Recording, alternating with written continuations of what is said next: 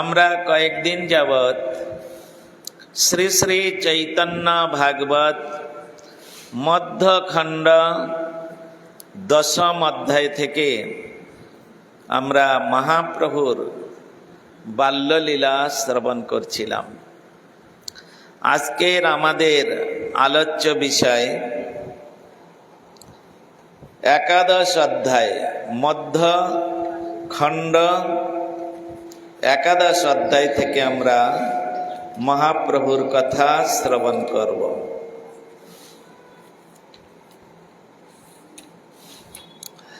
এই একাদশ অধ্যায়ে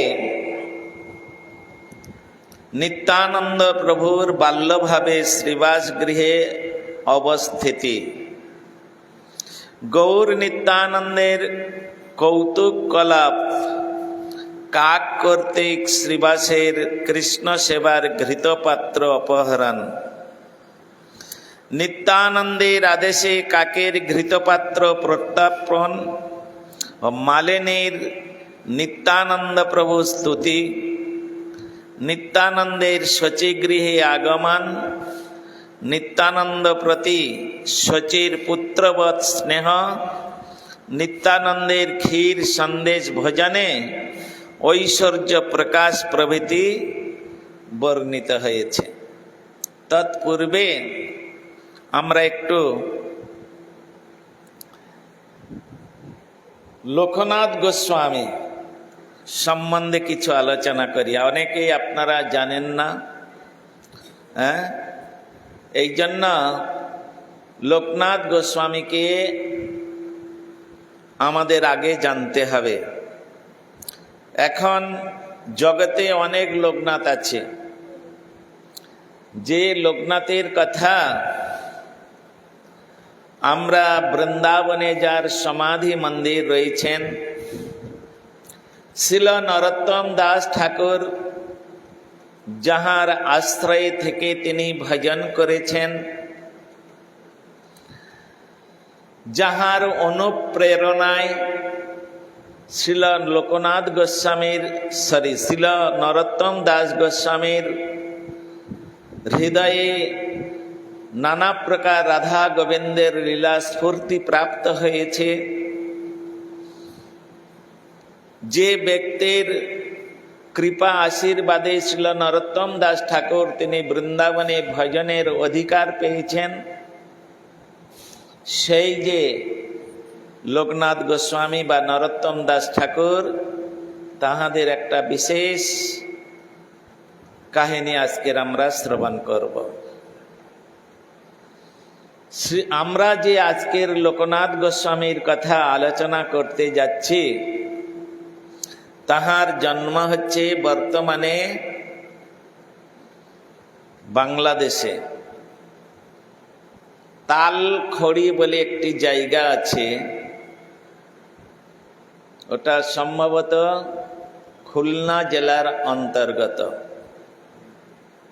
খুলনা জেলার আমি গিয়েছি, যদিও হয় যশোর না হলে খুলনা হবে, কোনটা পারফেক্ট আমার মনে নাই। ওই জানে, মুরারি জানে, ওর বাড়ির কাছাকাছি, আর মামার বাড়ির কাছাকাছি। ওর বাড়ি নাই, মামার বাড়ির কাছাকাছি। তো সেই লোকনাথ গোস্বামী তিনি বহু অল্প বয়সে তিনি ওই বাড়িঘর পরিত্যাগ করে দিয়ে খুব ছোট্ট অবস্থায় তিনি বৃন্দাবনে চলে যান। আর বৃন্দাবনে গিয়ে তিনি রাধাকুণ্ডের তীরে একটি পাতার কুঠির বাঁধেন। পাতার কুঠির বেঁধে সেখানে রূপ এবং সনাতন এনাদের চরণ স্মরণ করে আর এনাদের আশ্রয়ে তিনি ওখানে ভজন করতেন। এখন এদিকে আপনারা জানেন, আমাদের যে সমস্ত কীর্তন আমরা করি, নরোত্তম দাস ঠাকুরের কীর্তন, তিনি কীর্তন করছেন, সেসব সঙ্গীর সঙ্গে যে কইল বিলাস, সে সঙ্গ না পাইয়া কান্দে নরোত্তম দাস। কেন বা আছয়ে প্রাণ কি সুখ লাগিয়া, নরোত্তম দাস কেন না গেল মরিয়া। এইরকম সমস্ত সুন্দর সুন্দর আরতিমূলক কীর্তনগুলো শ্রীল নরোত্তম দাস ঠাকুর তিনি বর্ণনা করেছেন। নিজের হৃদয়ে উপলব্ধি হচ্ছে, তিনি হৃদয় থেকে এই সমস্ত ষড়গোস্বামী এবং অন্যান্য যারা আছেন তাদের বিরহে অত্যন্ত বিরহান্বিতা, বিরহান্বিত, তাই তাহাদের বিরহে হাই হুতাশ করছেন। যেমন রঘুনাথ গোস্বামী রূপ সনাতন যখন এই জগৎ থেকে তারা নিত্য জগতে চলে গেলেন, নিত্য লীলায় প্রবেশ করলেন, রঘুনাথ গোস্বামী তখন কানতে কানতে বলেছিলেন, শূন্যায়তে মহাগোষ্টং গিরীন্দ্র অজগরায়তে ব্যাঘ্র তুণ্ডায়তে কুণ্ডং জীবিত রহিতস্যমে। তিনি বর্ণনা করছেন বিলাপ কুসুমাঞ্জলির মধ্যে। রঘুনাথ গোস্বামীর রচিত একটি গ্রন্থ আছে, সেই গ্রন্থের নাম হচ্ছে বিলাপ কুসুমাঞ্জলি। বিলাপ মানে রোদন করা, আরতি প্রদর্শন করা। তাই তাহাদের বিরহে তিনি রোদন করতে করতে লিখেছেন, শূন্যায়তে মহাগোষ্টং। আমি যখন রূপ সনাতনের আশ্রয় থেকে আমি এই বৃন্দাবনে রাধাকুণ্ডের তীরে যখন ভজন করতাম, তখন দেখতাম নন্দনন্দন শ্রীকৃষ্ণ, যশোদানন্দন শ্রীকৃষ্ণ তিনি বলদেবের সহিত সমস্ত শাখাদের সঙ্গে নিয়ে আর নন্দ মহারাজের নবলক্ষ ধেনু এই নিয়ে তিনি মাঠের মধ্যে সুন্দর রূপে তিনি গোচারণ লীলা করতেন। কিন্তু আজকের এই রূপ সনাতনের বিরহে তাদের সঙ্গ ছাড়া হয়ে আমি কি দেখছি, সেই শূন্যায়তে মহাগোষ্টং।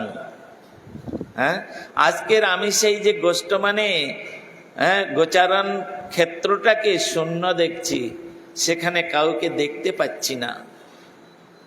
আর কি বললেন, গিরীন্দ্র অজগরায়তে প্রমদ মদন লীলা কন্দরে কন্দরেতে। রূপ সনাতনের আশ্রয় যখন ভজন করতাম, গিরিরাজ গোবর্ধনের মধ্যে যে সমস্ত সুন্দর সুন্দর গুহাগুলো ছিল, সেই গুহার মধ্যে নন্দনন্দন শ্রীকৃষ্ণ, যশোদানন্দন শ্রীকৃষ্ণ, রাধারমণ শ্রীকৃষ্ণ তাহারা সমস্ত শাখা সখীদের নিয়ে অত্যন্ত সেখানে মদন লীলা, প্রমদ, প্রমদ মানে আমোদ শব্দের অর্থ হচ্ছে আনন্দ। প্রমদ মানে যে আনন্দের কথা বর্ণন করা যায় না, তার নাম হচ্ছে প্রমদ। যে আনন্দ কখনো বর্ণনা করা সম্ভব নয়, তাকে বলা হয় প্রমদ লীলা। সেই সমস্ত লীলাগুলো ওই গিরিরাজের গহ্বরে তারা প্রদর্শন করতেন। কিন্তু আজকের আমি সেই রূপ সনাতনের আশ্রয়হীন হয়ে আমি কি দেখছি, ওখানে লীলার তো দেখাই যাচ্ছে না, পরন্তু যেন বিরাট একটা অজগর হা করে এই জগৎটাকে গিলতে আসছে। গিরিন্দ অজগরায়তে, অজগর সর্পের মতো। ব্যাঘ্র তুণ্ডায়তে কুণ্ডং, শ্যামকুণ্ড আর রাধাকুণ্ড। এই শ্যামকুণ্ড রাধাকুণ্ডকে যখন আমি রূপ সনাতনের আশ্রয়ে ভজন করতাম, তখন কখনো কখনো ভজন করতে করতে আমি দেখতাম শ্যামকুণ্ড থেকে শ্যামসুন্দর প্রকাশিত হতেন, আর রাধাকুণ্ড থেকে রাধারানী প্রকাশিত হয়ে মাঝখানে একটি স্থান আছে, দুটো কুণ্ডের মাঝখানে, ওটাকে বলা হয় মিলন স্থান। এই জন্যে ওইখানে মিলন স্থান, দুটো কুণ্ডে স্নান করার জন্য ওই একটা জায়গাকে বেছে নিতে হবে, অন্য জায়গায় গেলে হবে না। হ্যাঁ, মিলন স্নান মিলন স্থান, মিলন স্নান মিলন স্থান।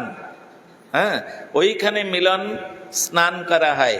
প্রথমেই রাধারানীর কুণ্ডে, যারা বৃন্দাবনে যাবে রাধাকুণ্ডে স্নান করতে, তারা নিয়ম বলে দিচ্ছি, শুনে রাখুন, উল্টো পাল্টা করলে কোনো ফল হবে না। প্রথমে আপনারা রাধারানীর কুণ্ডে স্নান করবেন, আর রাধারানীর কুণ্ডে স্নান টান করার পরে আবার ওই বস্ত্রে উঠে এসে শ্যামকুণ্ডে স্নান করবেন। শ্যামকুণ্ডে স্নান করার পরে আবার একবার রাধাকুণ্ডে স্নান করবেন। এটাই হচ্ছে স্নানের বিধি। এইভাবে স্নানের বিধি। তো এই জন্য ওই স্থানটা হচ্ছে মিলন, মানে তুমি যে স্নান করলে সেই স্নানটার মিলন করিয়ে দেওয়া হলো। হ্যাঁ, মিলন স্নান একে বলা হয়। একবার রাধাকুণ্ডে স্নান করে দিয়ে আর তারপরে শ্যামকুণ্ডে আবার পুনরায় রাধাকুণ্ডে স্নান করে স্নান সমাপ্ত করতে হয়। হ্যাঁ, আর যদি আপনারা কেউ কোনোদিন ওই রাধাকুণ্ডে স্নান করে আর নাভি পর্যন্ত জলে দাঁড়িয়ে, নাভি পর্যন্ত জলে দাঁড়িয়ে আর হাত জোড় করে চক্ষু মুদ্রিত করে কেউ যদি রাধা কৃপা কটাক্ষ যে স্তোত্র রয়েছে, আমরা যে প্রতি বৎসর দামোদর মাসে প্রতিদিন যেটা আমরা কীর্তন করি, ওই দামোদর রাধা কৃপা কটাক্ষ স্তোত্রম যদি কেউ পাঠ করে 1 মাস যাবৎ, 1 মাস যাবৎ ধামে বাস করতে হবে। আর 1 মাস যাবৎ ওই রাধাকুণ্ডে স্নান করে প্রথমে ডুব দিয়ে তারপরে নাভি পর্যন্ত জলে দাঁড়িয়ে আর এই স্তোত্রমটা প্রতিদিন পাঠ করতে হবে। যদি কেউ পাঠ করে সেখানে রাধা রস সুধানিধি গ্রন্থের মধ্যে বলছেন, স্বয়ং তিনি কি করবেন, ওই 1 মাস ওই রকম ভাবে স্তব স্তুতি করার জন্য রাধারানীর অত্যন্ত কৃপাভাজন হয়ে যায়। আর দেহান্তে তিনি কি করেন, স্বয়ং তিনি গোলক বৃন্দাবনে গিয়ে রাধারানীর সেবায় তিনি নিযুক্ত হয়ে যান। হ্যাঁ, এগুলো সব ভজনের কথা। সাধক সাধিকাগণ এই সমস্ত তত্ত্ব সিদ্ধান্তগুলো, এই সমস্ত ভজন প্রণালীগুলো না জেনে শুনে যদি তারা বৃন্দাবনে যায়, রাধাকুণ্ডে শ্যামকুণ্ডে স্নান করেন, তো কোনো লাভ হবে না। এমনি পুকুরে স্নান করলে যা হবে, রাধাকুণ্ডে স্নান করলে ওই একই হবে, কোনো ফল পাবেন না। এই জন্যে আমাদের শ্রীল ভক্তি বিনোদ ঠাকুর তিনি বলেছেন, গৌর আমার যেসব স্থান করল ভ্রমণ রঙ্গে, সেসব স্থান হেরব আমি প্রণয়ী ভক্ত। ভক্ত সঙ্গে নাই, প্রণয়ী ভক্ত, যার সঙ্গে ধামের সম্বন্ধ আছে, যার সঙ্গে ধামে গেলে ধামের স্বরূপটা আমার হৃদয়ের মধ্যে উদ্বেলিত করতে পারবেন, তিনি হচ্ছেন প্রণয়ী ভক্ত। তা না হলে ভজাকালা গনসার সঙ্গে গেলাম আর হই হই করে ঘুরে চলে এলাম, ওটা হচ্ছে কি বৃন্দাবন ধাম দর্শন, ওর থেকে শিলিগুড়ি দর্শন অনেক ভালো। এই জন্য এইসব কথাগুলো সমস্ত শাস্ত্রের মধ্যে আমাদের মহাজনগণ, আমাদের গোস্বামীগণ তাহারা বর্ণন করেছেন। তাদের আনুগত্যে ভজন করতে হবে। ঠিক আছে, আমি ফোনে কথা বললাম। তো এইরকম ভাবে সাধু সঙ্গে তীর্থ দর্শন করার কথা শাস্ত্রে আছে। সাধুটা কিরকম হতে হবে, প্রণয়ী ভক্ত। প্রণয়ী মানে প্রেমিক ভক্ত, যার মধ্যে প্রেম আছে, রাধা কৃষ্ণের প্রেম যার মধ্যে আছে, যার মধ্যে ধামের স্বরূপ সর্বদাই স্ফূর্তি প্রাপ্ত হচ্ছে। একটা কীর্তনের মধ্যে আছে না, ধামের স্বরূপ স্ফুরিবে নয়নে হইব রাধের দাসী। যতক্ষণ পর্যন্ত এই ধামের স্বরূপ তোমার নয়নে স্ফূর্তি প্রাপ্ত না হবে, হ্যাঁ, সেটা কখন হবে? কৃপা করি মায়া জাল উঠায় যখন, আখি দেখি সুবিচাল চিন্ময় ভবন। মায়া দেবী আমাদের কৃপা করে আমাদের চোখের মধ্যে যে আবরণ দিয়েছেন, ওই বাইরের লাইট জ্বলেনি, বাইরের লাইটগুলো জ্বলে দেয়। আবার কোথায় গেছে অবিরাম প্রভু, এগুলো বলতে হয় কেন? তো এই রকম ভাবে সেই ধামের স্বরূপ যিনি আমাকে উপলব্ধি করাতে পারবেন, তিনি একমাত্র। তুমি কোথায় গিয়েছো, কোথায় গিয়ে আছো, এগুলো বলতে হয় কেন প্রতিদিন? আমি পাঠ থেকে উঠে গিয়ে করবো নাকি? তো এই রকম ভাবে চিন্তা ভাবনা রাখতে হবে। গেটের লাইট জ্বালো। তো এখন আমাদের কথা হচ্ছে, ধামের স্বরূপ স্ফুরিবে নয়নে হইব রাধার দাসী। রাধারানীর দাসী হয় এত সম্ভব নয়, এত সহজ নয়। ধামে গেলেই রাধারানীর চরণে পুষ্পাঞ্জলি দিলে, কেঁদে কেঁদে বললেই রাধারানী কৃপা করবে, তার দাসী বানিয়ে নেবেন, এটা ভাববেন না। প্রথমেই ধাম পরিক্রমা করতে করতে করতে করতে ধাম যে মূর্তিমন্ত একটা তার স্বরূপ রয়েছে, ধাম তিনি একটা স্বরূপ, সেই স্বরূপটা যার নয়নে দৃষ্টিগোচর হবে, তিনি যদি রাধারানীর কাছে গিয়ে কৃপা ভিক্ষা প্রার্থনা করেন, তাহলে কোনোদিন না কোনোদিন, কোনো জন্মে না কোনো জন্মে সেটা হচ্ছে সম্ভব হবে, তাছাড়া হবে না। এই জন্য এগুলো বিচার্যের বিষয়।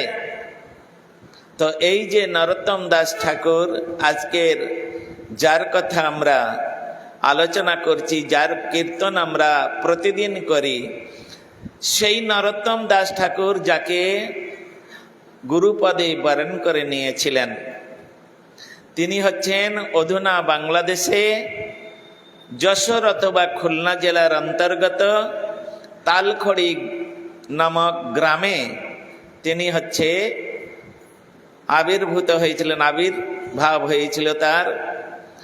তারপরে তিনি অল্প বয়সে বৃন্দাবনে গিয়ে রাধাকুণ্ডের তীরে তিনি একটা কুটির বানিয়ে আর সেখানে রাধারানীর চরণ আশ্রয় করে তিনি ভজন করতেন।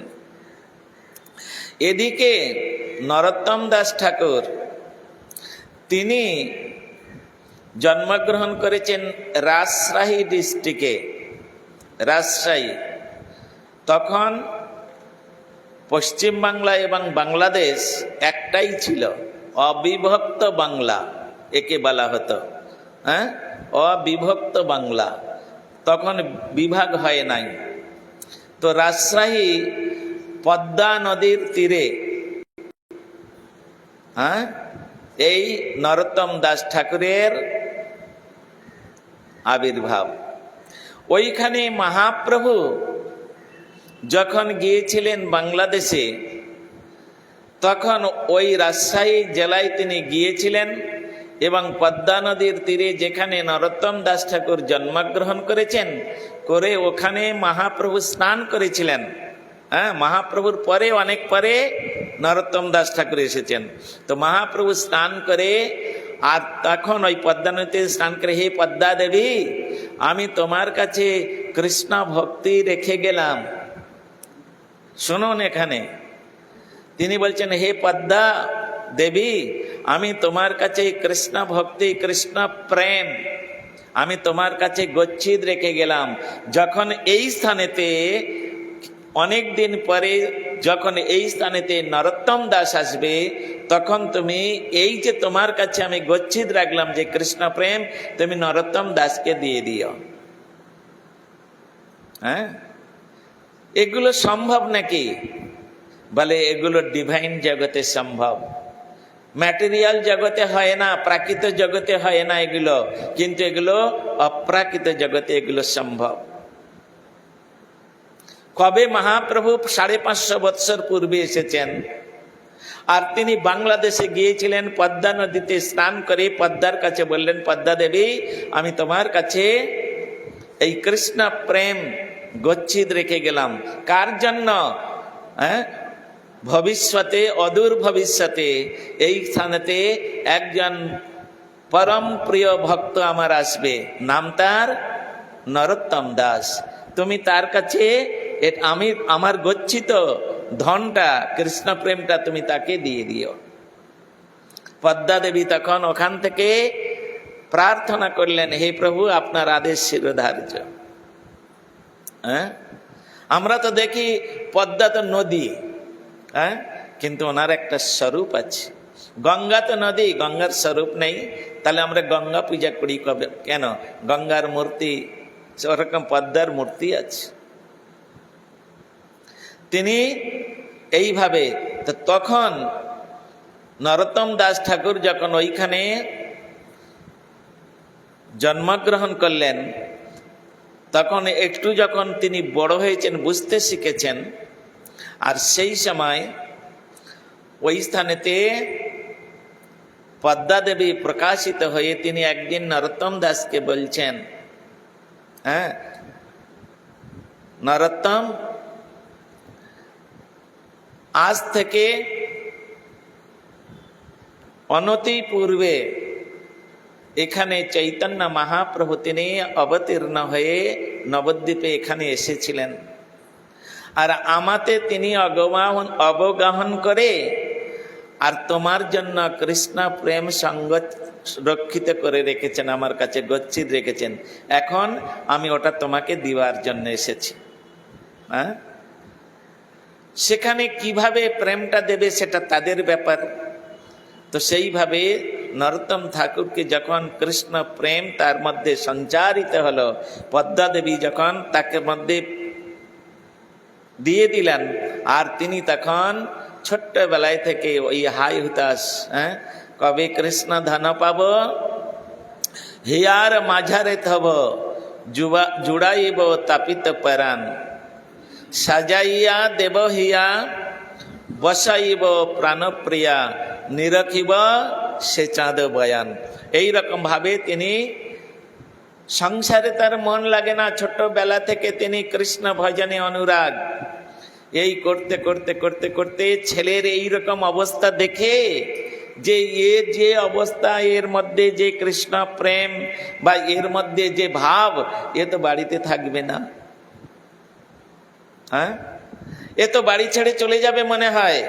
কিন্তু আমাদের অনেক দিন পরে নরোত্তম দাস ঠাকুরের পিতামাতা চিন্তা করছেন, এমন সুন্দর একটা সুপুত্র আমরা লাভ করেছি, এ যদি চলে যায় তাহলে আমাদের দুঃখের শেষ নেই।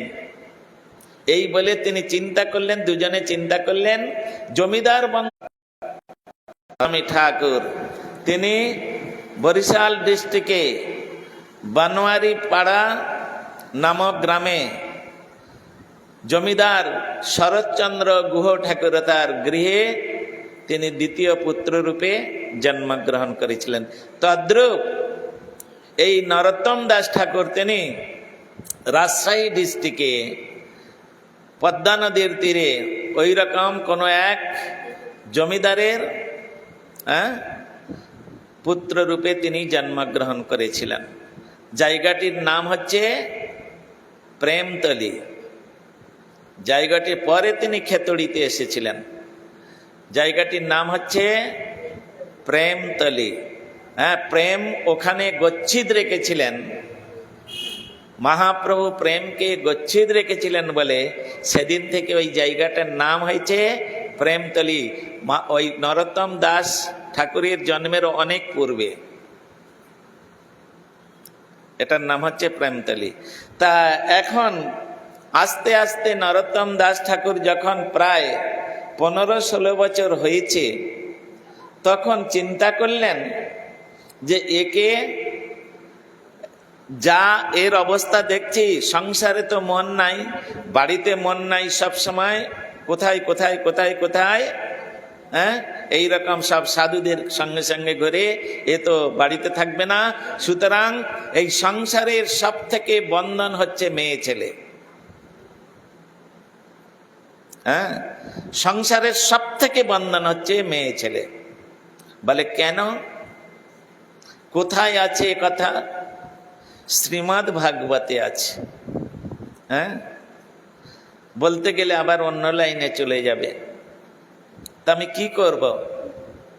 হ্যাঁ, তা সেই যে আপনারা চিত্রকেতু মহারাজের কথা শুনেছেন, এই চিত্রকেতু মহারাজ তিনি পরের জন্মে বৃত্তাসুর রূপে জন্মগ্রহণ করেছিলেন পার্বতী দেবীর অভিশাপে। যখন ইন্দ্রের সঙ্গে, আমি একদম সংক্ষেপে বলে দিচ্ছি, যখন ইন্দ্রের সঙ্গে যুদ্ধ লেগেছিল, তো ইন্দ্র তিনি দধীচি মণির হাড়ে বজ্র তৈরি করেছিলেন। আর দেবতাদের নির্দেশ ছিল বজ্র, এই বজ্রের দ্বারাই একমাত্র বৃত্তাসুরকে মারা যাবে। কারণ দধীচি মণির হাড় দিয়ে যে বজ্র করেছে তার নাম হচ্ছে বৈষ্ণব অস্ত্র। হ্যাঁ, এই বজ্রের দ্বিতীয় নাম হচ্ছে বৈষ্ণব অস্ত্র। তা বৈষ্ণব অস্ত্রকে সম্মান তিনি দিবেন, কারণ বৃত্তাসুর সাধারণ ব্যক্তি নাই, তিনি পরম ভক্ত। এই জন্য তিনি ওই দধীচি মুনির হাড় দিয়ে বজ্র তৈরি করেছিলেন। আর সেই বজ্র যখন তিনি নিক্ষেপ করবে, তখন বৃত্তাসুর বলেছিলেন, দাঁড়ান ইন্দ্র, আপনি আমাকে মারবেন না, আমি যখন ইঙ্গিত করব তখন তুমি বজ্র ছুড়বে, তার পূর্বে তুমি যদি ছোড়ো তাহলে ওই বজ্র আমাকে মারবে না, ঘুরে গিয়ে তোমাকে শেষ করবে। তা তিনি তখন ওই শেষের দিনে, হ্যাঁ, যখন বজ্র ধরেছে তখন তিনি চোখ বন্ধ করে ধনুষ্বাণ পরিত্যাগ করে আর হাত জোড় করে তিনি প্রার্থনা করছেন। কি করছেন? অজাত পক্ষাইব মাতরং খগা স্তন্নং বৎসতরা ক্ষুধার্তা প্রিয়ং প্রিয়েব বিশিতং বিষণ্ণা মনো অরবিন্দাক্ষ দিদিক্ষতিতাম। হ্যাঁ, তিনি বলছেন প্রিয়ং প্রিয়েব, একটা নবজাত নববিবাহিত বধূ গৃহে রয়েছে আর স্বামীটা বিদেশে সার্ভিস করে, মাসে একবার করে আসে কি দুবার আসে, বলে গিয়েছে তুমি মন খারাপ করবে না, তুমি মায়ের কাছে থাকো, আমি মাসে ঠিক শেষ যে শনিবার হবে সেই শনিবার আসব। আমি এটা আপনাদের বোঝানোর জন্য বলছি, তো আসব। এখন ওই যে আসব বলেছে নববিবাহিতা বধূ, সে তখন কি করছে, এখানে বৃত্রাসুর বলছেন প্রিয়ং প্রিয়েব বিশিতং বিষণ্ণা, বলে যখন তিনি আসবে বলে বিদেশ চলে গেলেন, যত দিন আসছে সেই নববিবাহিতা বধূ চিন্তা করছেন আর কদিন বাকি। প্রতিদিন একবার করে পঞ্জিকা দেখে, শনিবারটা কবে আসবে, কখন আসবে। সে সংসারে সব কাজ করছে কিন্তু তার মনটা পড়ে আছে কোথায়? সেইখানে। হ্যাঁ, হে ভগবান, বৃত্তাসুর বলছেন হে ভগবান, এই রকম আমার মন দিদিক্ষতিতাম, কবে আমার মনটা ওই নববিবাহিতা দম্পতির, সে যেমন স্বামীর চিন্তায় মগ্ন থাকে, আমার মনটা কবে তোমার চরণ ওই রকম চিন্তন করবে। হ্যাঁ, তার মানে এখানে সে সংসারে সবকিছু করলে তার মন পড়ে আছে কোথায়? স্বামীর কাছে। এই জন্য নরোত্তম দাস ঠাকুরের পিতামাতা চিন্তা করলেন স্ত্রী হচ্ছে সব থেকে বন্ধনের কারণ, মেয়ে ছেলে হচ্ছে, নারী হচ্ছে সব থেকে কোন পুরুষকে কন্ট্রোল করার জন্য, হ্যাঁ, নারী হচ্ছে সব থেকে একমাত্র অস্ত্র। এই জন্য তারা চিন্তা ভাবনা করে আর একটা বিবাহের ব্যবস্থা করলেন। একে একটা বিবাহ দিয়ে দিলে তাহলে সংসারে মনটা বসে যাবে, কারণ স্ত্রীর তখন নানা রকম কথাবার্তা এটা সেটা তার স্নেহ প্রীতি ভালোবাসায় ও ভুলে যাবে। বিবাহ ঠিক হলো কোথায়? এই বর্ধমান, হ্যাঁ আপনারা বর্ধমান ডিস্ট্রিক্টের নাম শুনেছেন হয়তো জাননি। তো বর্ধমান ডিস্ট্রিক্টের এক জমিদারের পুত্রের সঙ্গে, একমাত্র পুত্র কন্যা, সেই কন্যার সঙ্গে তার বিবাহ হবে। সব ঠিকঠাক হয়ে গেছে, জমিদারের ছেলে তো। তো তখন ওইখান থেকে তিনি কি করছেন, পালকিতে, এখন তো 4 চাকা, হ্যাঁ কত রকম সব ঘোড়ার গাড়ি, গরুর গাড়ি, ছাগলের গাড়ি, হ্যাঁ সব বিয়ে করতে যায়। হ্যাঁ তা তখন ছিল পালকি, 4 জন বেহারা বয়ে নিয়ে যেতেন, যার জন্য তুলসীদাসজি বলেছেন, বেহা বেহা সবকই কহে মেরা মন মে এহি ভাই, চড় খটৌলি ধো ধো লেগড়া জেহেল পর লে যায়। ওটা বিয়ে করতে যাওয়া নয়, আনন্দ করতে যাওয়া নয়, ওটা বাদ্য বাজনা বাজিয়ে জেলের মধ্যে দিয়ে আসা, কারাগারের মধ্যে। এতদিন তুমি স্বাধীন ছিলে, যখন বিয়ে করলে তুমি কারাগারে বন্দী হয়ে গেলে। হ্যাঁ এটা হচ্ছে কারাগার, দুঃখ রূপী বিবাহক, এটা দুঃখের কারাগার, এর মধ্যে পড়ে গেলে। তো তখন নরোত্তম দাস ঠাকুর তিনি অত্যন্ত সুন্দর, নানা রকম সোনা দানা হীরা মুক্ত মানিক্যের দ্বারা বিভূষিত হয়ে পালকির মধ্যে বসে, আর তিনি বর সেজে আর তিনি যাচ্ছেন, 4 জন বয়ে নিয়ে যাচ্ছেন, বাদ্য বাজনা, হাতি ঘোড়া, নানা রকম সমস্ত সাজ সজ্জায় সুসজ্জিত হয়ে যাচ্ছে। কোথা থেকে আসছে? খেতড়ি থেকে। পরবর্তীকালে তাহারা খেতড়িতে এসে বসবাস করেছিলেন, খেতড়ির ঘটনাও বলবো। তো ওইখানেতে যখন আসছেন, তখন কাটোয়ার সন্নিকটে একটি জায়গা আছে, নাম তার হচ্ছে জাজে গ্রাম। জাজে গ্রামে ছিল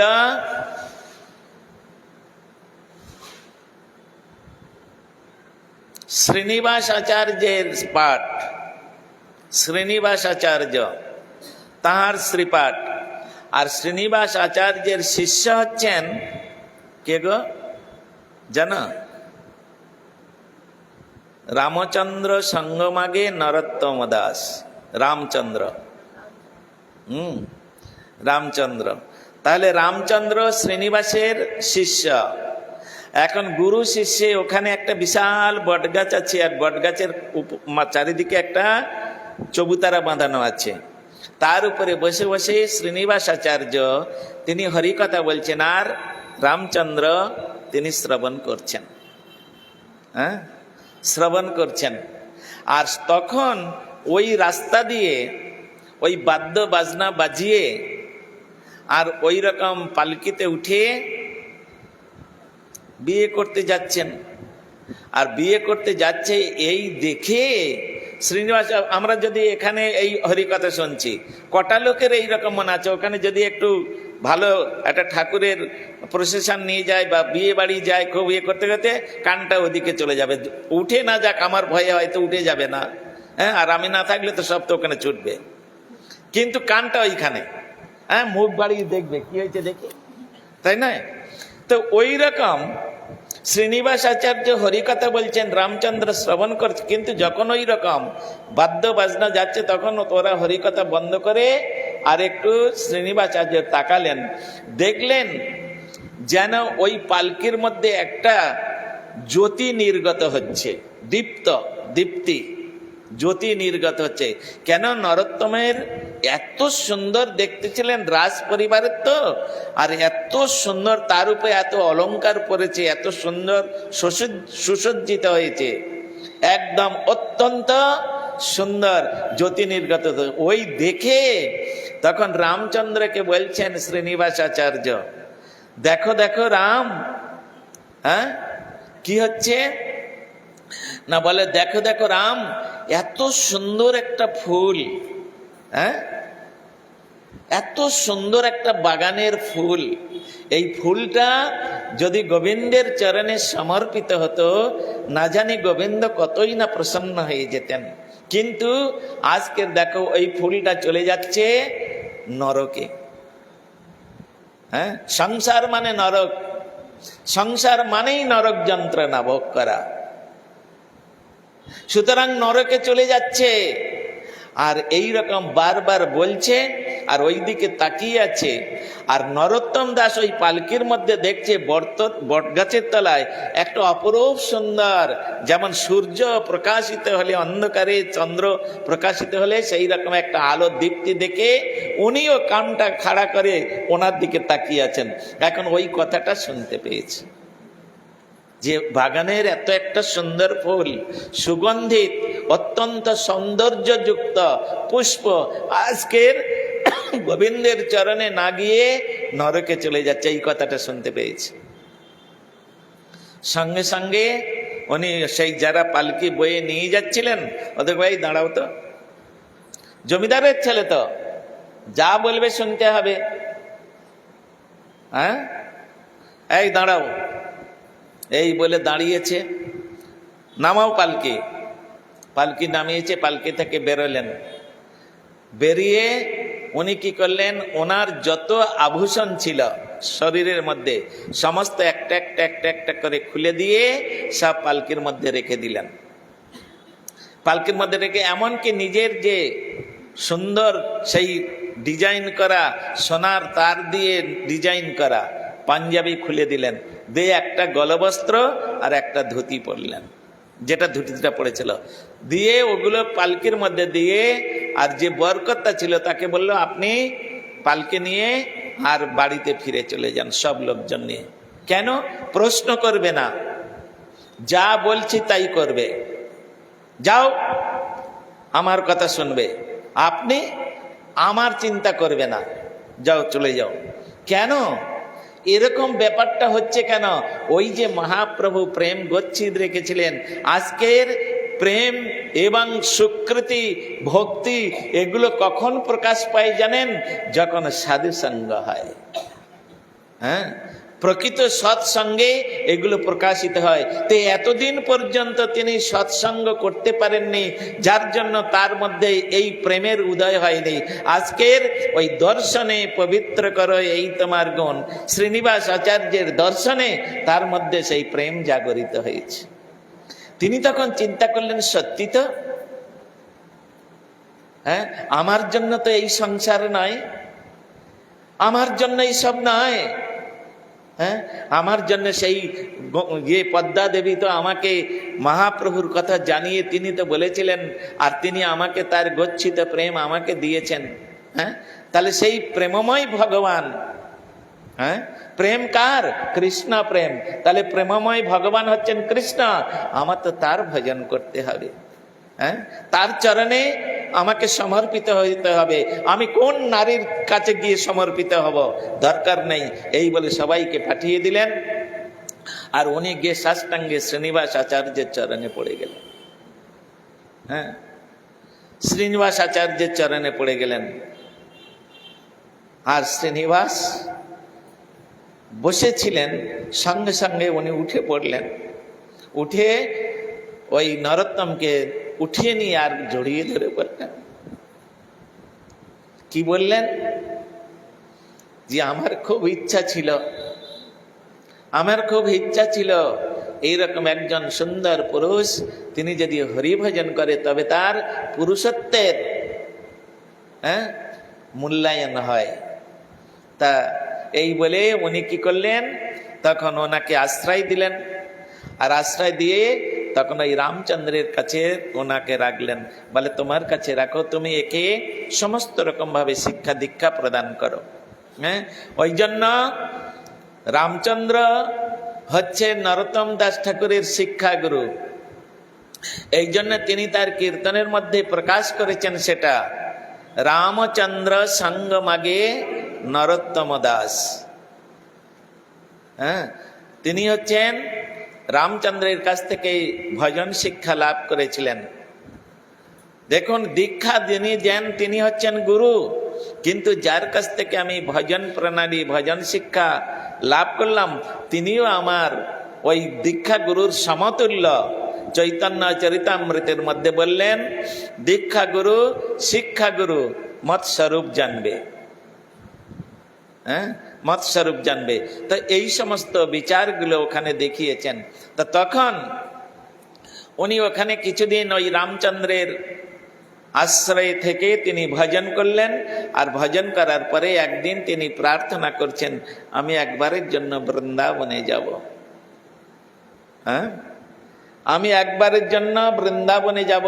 কারণ প্রতিদিন রামচন্দ্র তাকে হরিকথা বলতে বলতে বলতে বলতে এই বৃন্দাবনের মহিমা, রাধা কৃষ্ণের লীলা কথা শুনতে শুনতে শুনতে শুনতে শুনতে তার হৃদয়ে তীব্র লালসা জন্মগ্রহণ করেছে, আমি বৃন্দাবনে গিয়ে রাধা গোবিন্দের লীলাভূমি দর্শন করব। এইভাবে তখন তিনি চলে গেলেন। কি চলে গেলেন মানে, প্রথমে রামচন্দ্রের চরণে প্রণাম করে তিনি তার অভিলাষ জানালেন। তিনি বললেন, ঠিক আছে, তুমি তো বৃন্দাবনে যাবে, অন্য জায়গায় তো যাবে না, তা বৃন্দাবনে যাবে তুমি, আমি তো নিষেধ করতে পারি না। হ্যাঁ, তুমি বৃন্দাবনে ভগবানের লীলাভূমি দর্শন করতে যাবে, আমি তো নিষেধ করতে পারি না। তখন উনি বললেন, ঠিক আছে, তোমার মনোবাঞ্ছা পূর্ণ হোক, তুমি যে জন্য বৃন্দাবনে যাবে আমি আশীর্বাদ করছি তোমার মনোবাঞ্ছা পূর্ণ হোক। তখন তিনি কার কাছে গেলেন? পরম গুরুদেব নরোত্তম দাস ঠাকুরের পরম গুরুদেব কে? কে?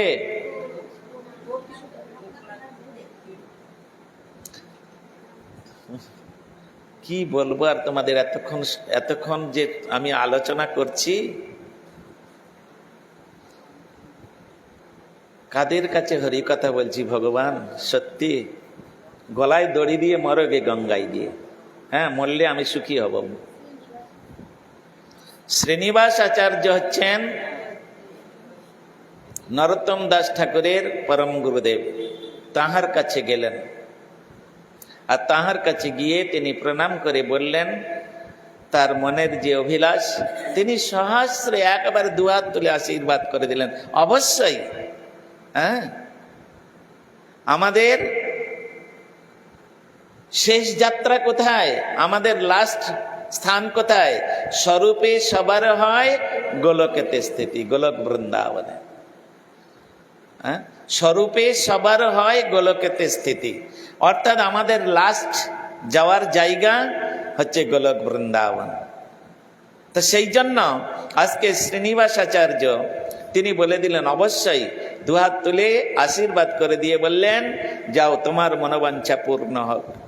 এইরকম বৈষ্ণবের আদেশ পেয়ে আর তিনি হাঁটতে হাঁটতে ওই রামচন্দ্র এবং শ্রীনিবাস আচার্যের চরণ চিন্তা করতে করতে, আর তাদের কাছ থেকে যে সমস্ত হরিকথা, ভগবানের কথারূপ অমৃত শ্রবণ করেছেন, লীলা কথা, আমরা তো গেটের বাইরে বেরিয়ে গেলে ওই এখানে যে আলোচনা হয়েছে এসব আলোচনা করব না, সঙ্গে সঙ্গে 4-5 জন একজন কত কথা আলোচনা করতে করতে, আমি সেদিন পাঠ করার পরে আরতি টারতি হয়ে গেছে, সব দিদিরা যাচ্ছে, হ্যাঁ, আমি ওই গাড়িটা নিয়ে কোথায় একটু দরকার ছিল যাচ্ছি, দেখি 4-5 জন কত রকম হাসি ঢুলে ঢুলে এর উপরে ওর উপর পড়ছে, হ্যাঁ, পাঠ শুনে যাচ্ছে।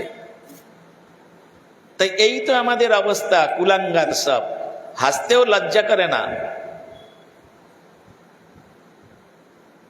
তো এই জন্য তিনি ওই যে রামচন্দ্র কবিরাজের কাছে যে ভগবানের লীলা কথা শ্রবণ করেছেন, সেই লীলা কথা, কৃষ্ণের কথা শ্রবণ করতে করতে, স্মরণ করতে করতে চলেছেন। চলতে চলতে চলতে চলতে তিনি বৃন্দাবনে পৌঁছে গেছেন। হ্যাঁ, বৃন্দাবনে গিয়ে তিনি চিন্তা করছেন, এখানে কার কাছে যাব, কে আমার এই ভগবানের লীলাভূমি দর্শন করাবে?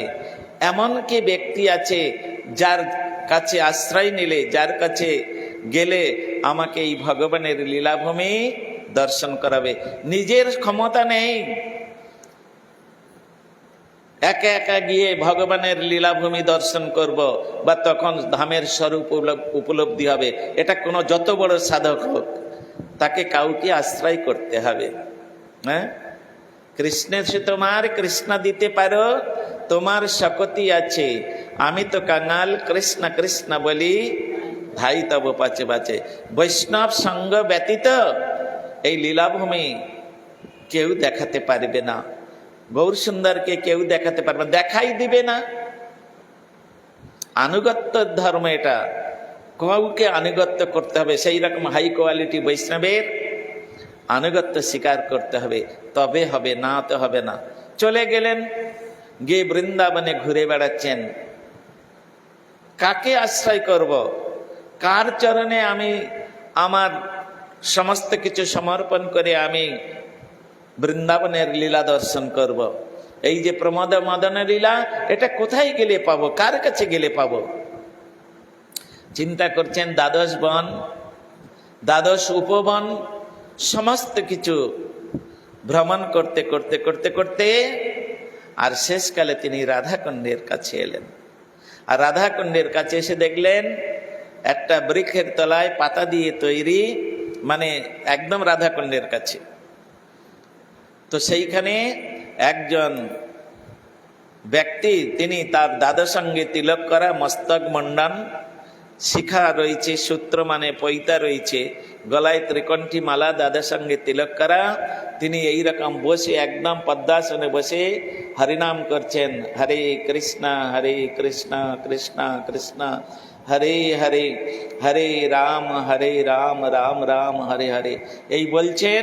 আর দুটো চোখ থেকে ঝরঝর করে জল পড়ছে, চোখ বন্ধ আছে কিন্তু দুটো চোখ থেকে ঝরঝর করে জল পড়ছে, আর হাই উতাস করছে, হে রাধে, হে কৃষ্ণা, কবে তোমার দর্শন পাবো, কবে তুমি আমায় দর্শন দিবে, এই রকম হাই হুতাশ করছে। অনেকক্ষণ দূর থেকে নরোত্তম দাস ঠাকুর এটা দেখলেন, দেখে চিন্তা করছেন, আমার মনে হয় এনার চরণে আশ্রয় গ্রহণ করলে, এনার সঙ্গ করলে আমিও ওই রকম হা রাধে বলে কাঁদতে পারবো। হা রাধে বলে কাঁদা এত সহজ নয়। ছেলের জন্য কাঁদতে পারি, মেয়ের জন্য কাঁদতে পারি, টাকা পয়সা বাড়ি ঘর আত্মীয় স্বজনের জন্য কাঁদতে পারি, কিন্তু হা রাধে বলে গোবিন্দের জন্য কান্দা, এটা অত সহজ নয়। তাই আজকের নরোত্তম দাস ঠাকুর তিনি চিন্তা করছেন, এই ব্যক্তির চরণাশ্রয় যদি আমি করি, তাহলে নিশ্চিত রূপে আমি এইরকম রাধে বলে কাঁদতে পারবো, আমারও এইরকম পরিস্থিতি হতে পারে। তাই তিনি কি করলেন, ওই কুটিরের কাছে এসে সাষ্টাঙ্গে দণ্ডবত করলেন। সাষ্টাঙ্গে দণ্ডবত করলেন, মাটিতে শুয়ে পড়ে দণ্ডবত করলেন। আর বৈষ্ণব তো অন্তর্যামী, যিনি ভজন করছেন সাধারণ ব্যক্তি নয়, তিনি হচ্ছেন লোকনাথ গোস্বামী। ওই তালখড়িতে যিনি জন্মগ্রহণ করেছেন, ছোট্টবেলা থেকে যিনি রাধাকুণ্ডের তীর আশ্রয় করে যিনি রাধা গোবিন্দের ভজন করছেন, ছোট্টবেলা বাল্য বয়স থেকে একদম। তো এইরকম ভাবে তিনি তখন চোখ উন্মোচন করলেন, করে দেখলেন, জিজ্ঞাসা করলেন, কে তুমি, কোথা থেকে এসেছো, কি নাম তোমার, এখানে বা তুমি এইরকম, দেখতে তো সুপুরুষ একদম, রাজ পরিবারের লোক, দেখতে অত্যন্ত সুন্দর, টল ফিগার, লম্বা, ধপধপে ফর্সা, আর সেই রূপবান একদম। দেখে বলছে, কি ব্যাপার, দেখে তো মনে হচ্ছে খুব সম্ভ্রান্ত বংশের ছেলে, কি ব্যাপার? তখন নরোত্তম দাস কি উত্তর দিয়েছিলেন, আমরা তো হলে বললেন, আমাকে চেনেন না, আমি তো অমুক বাড়ির ছেলে, অমুক আমার বাবা, আমার বাবার নেতা, জানো, এই ওই ওই কত রকম, আমার বাবা ডাক্তার, আমি ডাক্তার, উকিল, এইসব পরিচয় দিতাম। তিনি কি পরিচয় দিলেন?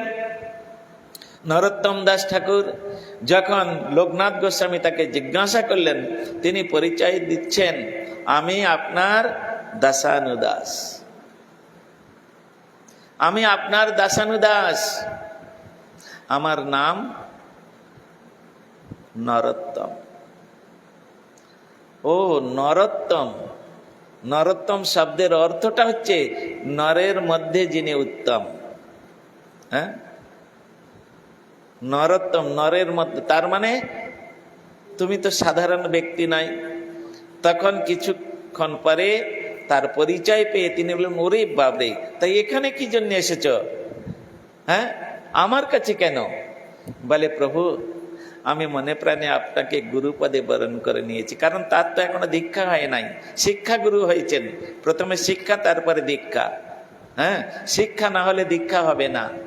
যদি কেউ শিক্ষা না নিয়ে দীক্ষা নিয়ে যায়, উৎপাত হইব কেবলম, ও চিৎপটাং হয়ে যাবে দুদিন পরে। ও ছেড়ে দিয়ে আবার শুরু করবে সেই অমেধ্য কুমেধ্য শুরু করবে। কেন? প্রকৃত শিক্ষা না হয়ে তিনি যদি দীক্ষা গ্রহণ করে, তাহলে তার দুদিন পরে উৎপটাঙ্গে চলে যাবে। এই জন্য আগে শিক্ষা। নরোত্তম দাস ঠাকুর তিনি সেই রকম একজন হাই কোয়ালিটি বৈষ্ণবের কাছে তিনি শিখেছেন, সব লীলা কথা শুনেছেন। তাই আজকের তিনি এই রকম বলছেন, আমি এখন আপনার চরণাশ্রয় করব, এটা আমি সংকল্প করে নি। ওরে বাবরে, না না না না না, আমি জীবনে প্রতিজ্ঞা করেছি কোনোদিন কাউকে শিষ্য করব না। নরোত্তম দাস ঠাকুরকে বলছেন লোকনাথ গোস্বামী, আমি জীবনে প্রতিজ্ঞা করেছি আমি জীবনে কোনোদিন কাউকে শিষ্য করব না। তিনি বললেন, প্রভু, আপনি শিষ্য করেন না নাই করেন, আমি যে মনে মনে সংকল্পই করে নিয়েছি আপনাকেই আমি গুরুপদে বরণ করবই। বলে, হবে না, তুমি অন্যত্রই যাও, অন্য কারোর কাছে ভালো লাগলে। হ্যাঁ, তো সতী নারী তাদের বিবাহ একবারই হয়, হ্যাঁ, দুবার বিবাহ হয় না। যদি দুবার বিবাহ হয় তাকে অসতী বলা হয়, দুইজন পুরুষের সঙ্গ হয়ে যাবে, তাই না? সুতরাং সে সতী থাকছে না। সেই রকম দীক্ষাটা একটা বিবাহ। হ্যাঁ, দীক্ষাটা বিবাহ মানে সম্বন্ধ পাতানো, সম্বন্ধ তৈরি। একটা ছেলের সঙ্গে একটা মেয়ের সম্বন্ধ তৈরি, তাকে বলা হয় বিবাহ, তাই না? আর দীক্ষা মানে বিবাহ কেন বলছি, এটাও সম্বন্ধ তৈরি। সাধক সাধিকার সঙ্গে ভগবানের সম্বন্ধ মাথায় রাখবেন। বিবাহ মানে সম্বন্ধ, একটা পুরুষের সঙ্গে একটা নারীর সম্বন্ধ তৈরি, তাকে বলা হয় বিবাহ। সাধক সাধিকার বিবাহ হয় ভগবানের সঙ্গে। যখন তিনি কৃষ্ণ মন্ত্রে দীক্ষিত হলেন, তখন ভগবানের সঙ্গে তার সম্বন্ধ তৈরি হলো। হ্যাঁ, ওখানে সম্বন্ধ তৈরি হচ্ছে, ওই পুরুষটা মনে করছে ই আমার স্ত্রী, হ্যাঁ, এর ভরণ পোষণ করার দায়িত্ব আমার। আর স্ত্রী ভাবলো ই আমার স্বামী, এর সেবা করার দায়িত্ব আমার। এই একটা সম্বন্ধ তৈরি হলো। সেই রকম সাধক সাধিকা যখন তিনি শিক্ষা গ্রহণ করে দীক্ষাতে পৌঁছে গেলেন, তখন ভগবানের সঙ্গে যখন সম্বোধন হয়ে গেল, তখন সাধক সাধিকা চিন্তা করলেন, আমি সেবক, আমি সেবক সেবিকা, আর আমার সেব্য বস্তু হচ্ছে সিংহাসনে বসে আছেন, উনি আমার আরাধ্য দেব, ওনার সেবা করা আমার কর্তব্য। হ্যাঁ, ব্যাপারটা এক, কিন্তু এর অর্থই হচ্ছে আকাশ পাতাল তফাৎ। তা সুতরাং ভগবানের সঙ্গে যদি কারোর বিবাহ হয়, তাহলে তো আর কোথাও সে মন্টন দিতে পারবে না, মুশকিল হয়ে যাবে। নরোত্তম দাস ঠাকুর বলছে, আমি তো মনে মনে সংকল্প করে আর মনে মনে বরণ করে নিয়েছি আপনাকে গুরুত্বে, আর কার কাছে গিয়ে আমি গুরু বরণ করব? সেটা তো হবে না, ওটা হবে না। আমি আপনাকে একদম মনে প্রাণে গুরু বলে স্বীকার করে নিয়েছি। কৃপা আমাকে আপনাকে করতেই হবে। যতক্ষণ পর্যন্ত আপনি আমার কৃপা না করবেন, ততক্ষণ পর্যন্ত আমি এখান থেকে যাব না। লোকনাথ গোস্বামী তখন চিন্তা করলেন, আমি তো সংকল্প করে নিয়েছি কোনোদিন আমি শিষ্য করব না, তা সুতরাং তুমি যাও আর না যাও আমার তাতে কিছু আসে যায় না, আমি তোমাকে শিষ্য করতে পারবো না বলে উনি আবার ধ্যানস্থ হয়ে গেলেন। নরোত্তম দাস ঠাকুর এতদিন পর্যন্ত এইটাই শিক্ষা গ্রহণ করেছে। দেখুন, শিক্ষা গ্রহণ না করলে দৃঢ়তা আসে না গুরুদেবের প্রতি। ভজনের প্রতি দৃঢ়তা আসে না। তার প্রমাণ নরোত্তম দাস ঠাকুর যথার্থ শিক্ষা গ্রহণ করেছেন। তিনি তখন চিন্তা করলেন, ও এমনি তো কেউ কোনোদিন মানবে না, তাহলে একমাত্র সেবার দ্বারাই বনের বাঘকে পর্যন্ত বশীভূত করা যায়। হ্যাঁ, তাহলে সেবা করতে হবে। তখন তার মনে পড়ে গেল, তদ্বৃদ্ধি প্রণিপ্রাতেন পরিপ্রশ্নেন সেবয়া উপদেক্ষন্তি তে জ্ঞানং জ্ঞানিন তত্ত্বদর্শিনঃ। মনে পড়ে গেল, ও এটা তো আমি আমার শিক্ষা গুরুদেবের কাছ থেকে শুনেছিলাম। কাউকে বশ করতে গেলে, কাউকে প্রসন্ন করতে গেলে সেবার দ্বারাই একমাত্র প্রসন্ন করা যায়। অন্য কোনো টাকা পয়সা, ধন জন, পুত্র পরিবার, কোনো বস্তুর দ্বারাই প্রসন্ন করা যাবে না, সেবার দ্বারাই যত তাড়াতাড়ি প্রসন্ন করা যায়। তখন তিনি কি করলেন, মনে মনে চিন্তা করে নিলেন, কি এমন সেবা করা যায় ওনার, যে সেবার দ্বারাই উনি আমার প্রতি প্রসন্ন হবে। চিন্তা করছেন নরোত্তম। এখন যেই জন কৃষ্ণ ভজে সে বড় চতুর। চতুরতার সহিত শ্রীল নরোত্তম দাস ঠাকুর তিনি বিচার করলেন, কোনো কিছু পেতে গেলে কিছু করতে হয়, তাই নয়? হ্যাঁ, কিছু পেতে গেলে কিছু দিতে হয়, তা না হলে পাওয়া যায় না। আমাদের শ্রীল রূপ গোস্বামীপাদ তিনি উপদেশামৃতের মধ্যে বলেছেন, দদাতি প্রতিগৃহ্ণাতি গজ্জমা খাতি পিচ্ছতি ভোক্তে ভজয়তে চৈব ষড়বিধং প্রতিলক্ষণম। 6 প্রকারের প্রীতির দ্বারাই যে কোনো ব্যক্তিকে নিজের বশীভূত করা যায়। বলে কিরকম না, বলছেন দদাতি প্রতিগৃহ্ণাতি।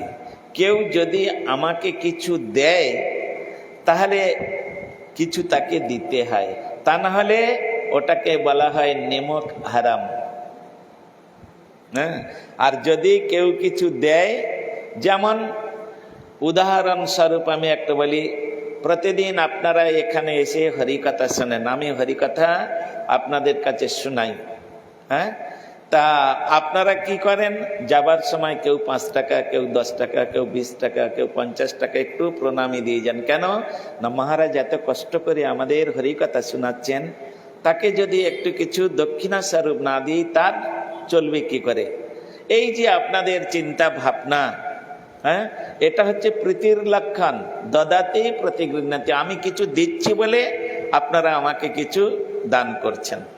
হ্যাঁ, এর নাম হচ্ছে দদাতি প্রতিগৃহ্ণাতি। এই জন্য বৈষ্ণব দর্শন বা বৈষ্ণবের কাছে হরিকথা শ্রবণ করলে কিছু দক্ষিণা দিতে হয়, এটা শাস্ত্রের বিধান।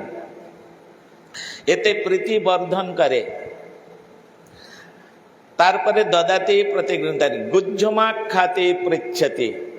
হ্যাঁ, কোন গুরু বৈষ্ণবের কাছে গিয়ে কি হয়, গুজ্জমা খাতে, কিসে আমার মঙ্গল হবে, কিসে কল্যাণ হবে, কি করে সংসারে শ্রীবৃদ্ধি হবে, শান্তি পাবো, তার জন্য বৈষ্ণবের কাছে গিয়ে জিজ্ঞাসা করতে হয়। হ্যাঁ, এর নাম হচ্ছে গুজ্জমাখ্যাতি। তিনি তখন কি করবে, সংসারের যে পঙ্কির মধ্যে পড়ে আমরা হাবুডুবু খাচ্ছি, কষ্ট পাচ্ছি, জ্বালা যন্ত্রণা ভোগ করছি, ওই জ্বালা যন্ত্রণা থেকে নিষ্কৃতি পাবার জন্য তিনি আমাদের হরিকথার দ্বারা সদ উপদেশ করবেন। বাবা তুমি এইভাবে চলো, মা তুমি এইভাবে চলো, দেখবে তুমি শান্তি পাবে। এর নাম হচ্ছে গুজ্জমাখ্যাতি পৃচ্ছতি। ভোক্তে ভজয়তে চৈব। তাহলে আগে 4টে হয়েছে, দদাতি প্রতিগৃহ্ণাতি। হ্যাঁ, তারপরে কি বললাম, দদাতি প্রতিগৃহ্ণাতি গুজ্জমাখ্যাতি পৃচ্ছতি, 4টে হলো। আর ভোক্তে ভজয়তে চৈব। হ্যাঁ, ভোক্তে মানে তুমি যদি আমাকে কিছু ভোজন করাও, হ্যাঁ, আয় যাচ্ছি মহারাজের জন্য একটা আপেল নিয়ে যাই, মহারাজের জন্য একটা আম নিয়ে যাই, ও মহারাজ তো পেয়ারা খুব ভালোবাসে, তাহলে একটা পেয়ারা নিয়ে যাই। হ্যাঁ, এই যে ভোজন করানো বৈষ্ণবের, তার পরিবর্তে কি দেবে? এই নাও তুমি একটু প্রসাদ নাও। হ্যাঁ, তাহলে তোমার পেয়ারাটা এনেছো, ওটা তো বৈষ্ণব এমনি খেয়ে নিবে না। হ্যাঁ, ভগবানকে না, তিনি যদি সত্যিকারে মহারাজ হন, বৈষ্ণব হন, তো তিনি ভগবানকে না দিয়ে ওটা খাবেন না। আর যারা নামধারী বৈষ্ণব তারা নিজেরাই দেওয়ার সঙ্গে সঙ্গে খেয়ে নেবে। হ্যাঁ, কিন্তু সত্যিকারে যিনি বৈষ্ণব, তিনি ভগবানকে, গুরু বৈষ্ণবকে না দিয়ে খাবে না। গুরু বৈষ্ণব মানে ভগবানকে দিলে গুরুদেবকে দিতে হবে। গুরুদেব মন্দিরের মধ্যে আমরা গুরুদেবকে, সেই বস্তুটা এবারে তোমাকে প্রসাদ স্বরূপে একটু দিল। হ্যাঁ, এর নাম হচ্ছে ভোক্তে ভোজয়তে। এই 6 প্রকার কর্মের দ্বারা, ক্রিয়ার দ্বারাই কি হয়? পরস্পরের প্রতি বর্ধিত হয়। হ্যাঁ, এই জন্যে শ্রীল রূপ গোস্বামী পাদ তিনি বলছেন, দদাতে প্রতিগৃহ্ণাতে গুজ্জমাখ্যাতে পৃচ্ছতে ভোক্তে ভোজয়তে চৈব ষড়বিধং প্রতিলক্ষণম। ষড় মানে 6। এই 6 প্রকারের ক্রিয়ার দ্বারায় প্রতিবর্ধন হয়। তা এইখানেতে আমাদের নরোত্তম দাস ঠাকুর আজকে তিনি চিন্তা করলেন, হ্যাঁ, আমি তো তার জন্য কি করেছি, তিনি আমায় কৃপা করবেন। নরোত্তম দাস ঠাকুর ভাবছে কৃপা তো, তিনি লোকনাথ গোস্বামীর কাছে গিয়ে কৃপা প্রাপ্তি হচ্ছেন, আমাকে কৃপা করুন। ঠিক আছে, আমাকে কৃপা করুন। তো কৃপা নেওয়ার আগে কিছু তার জন্য করতে হবে মা, তা না হলে কৃপা করুন কৃপা করুন মাথায় হাত দিলে যে কৃপা হয়ে গেল, ওটা কৃপা নয়। ওটা তাকে সাময়িক একটা সান্ত্বনা দেওয়া মাত্র, ওটা কৃপা নয়। বৈষ্ণবের কৃপা একবার যদি সত্যিকারে তিনি অন্তর থেকে কৃপা করে দেন, তো তার জীবন পাল্টে যাবে। হ্যাঁ, এখন নাচড় বান্দা পা ধরে টানাটানি করছে কুমিরের মতো। হ্যাঁ, জলে নামলে কুমির যেমন পা ধরে টানাটানি করে, টানাটানি করছে, একটু মাথায় হাত দিন, তা কি আর দিয়ে দিল একটু মাথায় হাত, কি আর হবে? ওটা সান্ত্বনা মাত্র। এই জন্যে কৃপা শব্দের অর্থ হচ্ছে করে পাওয়া, তার নাম হচ্ছে কৃপা। আমি বৈষ্ণবের জন্য এমন কিছু করব যাতে তিনি আমার প্রতি অত্যন্ত প্রসন্ন হয়ে যায়। আর যখন আমার প্রতি অত্যন্ত প্রসন্ন হয়ে যাবে, তখন অটোমেটিক তিনি আমায় কৃপা করবেন। কৃপা করো কৃপা করো কৃপা করো, এটা চাইতে হয় না। নরোত্তম দাস ঠাকুর সেটা নিজের জীবনে আচরণ করে শিক্ষা দিচ্ছেন, যে আমি আজ এনার কাছে এসে বলছি, এনাকে গুরুপদে বরণ করে নিয়েছি, প্রতিজ্ঞা করেছি এনাকে ছাড়া কারোর আমি গুরুপদে বরণ করব না, এনার কাছ থেকে আমি দীক্ষা মন্ত্র নেব, ওগুলো আমি প্রতিজ্ঞা করেছি, ওগুলো তো আমার ব্যাপার। হ্যাঁ, কিন্তু ওনার জন্য আমি কি করেছি, উনি যে আমাকে কৃপা করবেন, ওনার জন্য আমি কি করেছি। তখন যেই জন কৃষ্ণ ভজে সে বড় চতুর, তিনি চতুরতার সহিত চিন্তা করলেন কি এমন কাজ করলে উনি আমার প্রতি প্রসন্ন হয়ে যাবেন, কি এমন কাজ করলে উনি আমার প্রতি প্রসন্ন হবেন। তখন ওই যে লোকনাথ গোস্বামী, তিনি ওই বৃন্দাবনে ওই রাধাকুণ্ডের তীরে থাকতেন। তা বাহ্য দৃষ্টিতে, লৌকিক দৃষ্টিতে সকলের সব রকম শরীরের ক্রিয়াদি আছে। হ্যাঁ, যেমন আমরা সকালে উঠে একটা ক্রিয়া করি, কি বাহ্যকৃত্য, তাই তো, এটা করতে হয়। এখন লোকনাথ গোস্বামী ওই রকম ভোর বেলায়, তখন কেউ উঠবে না, ওই রকম অবস্থায় তিনি কি করতেন, 1 লোটা জল নিয়ে, আর একটা দূরে একটা জঙ্গল আছে, সেই জঙ্গলের মধ্যে শৌচ কার্য করে আসতেন। শৌচ কার্য দূরে, যেখানে কেউ যায় না, একদম জঙ্গলের ভিতরে, সেইখানে গিয়ে শৌচ কার্য করে আসতেন। তখন ওই যে নরোত্তম দাস ঠাকুর চিন্তা করলেন, হ্যাঁ, আমি একটু সেবা করব আমার গুরুদেবের। কি করব না, আমি ওইখানেতে যাব, গুরুদেব ওই জঙ্গলের মধ্যে প্রতিদিন শৌচে যান, তো ওটা তো অপরিষ্কার জায়গা। হ্যাঁ, আমি যাকে গুরু বলে স্বীকার করে নিয়েছি তাকে অপরিষ্কার জায়গায় যেতে দেব না। এই বলে উনি কি করতেন, গুরুদেব শৌচকার্য সেরে আসার পরে উনি কি করতেন, একটা হাতে লণ্ঠন নিয়ে একটা ঝাড়ু আর এক বালতি জল নিয়ে গিয়ে সুন্দর করে জায়গাটা পরিষ্কার করে দিতেন। পরিষ্কার করে দিলেন প্রথম দিন। এখন দ্বিতীয় দিন যখন লোকনাথ গোস্বামী শৌচে গিয়েছেন, দেখলেন জায়গাটা তো পরিষ্কার কেন, কে করেছে? হ্যাঁ, কে করেছে ধরতেই পারে না, বুঝতেই পারে না।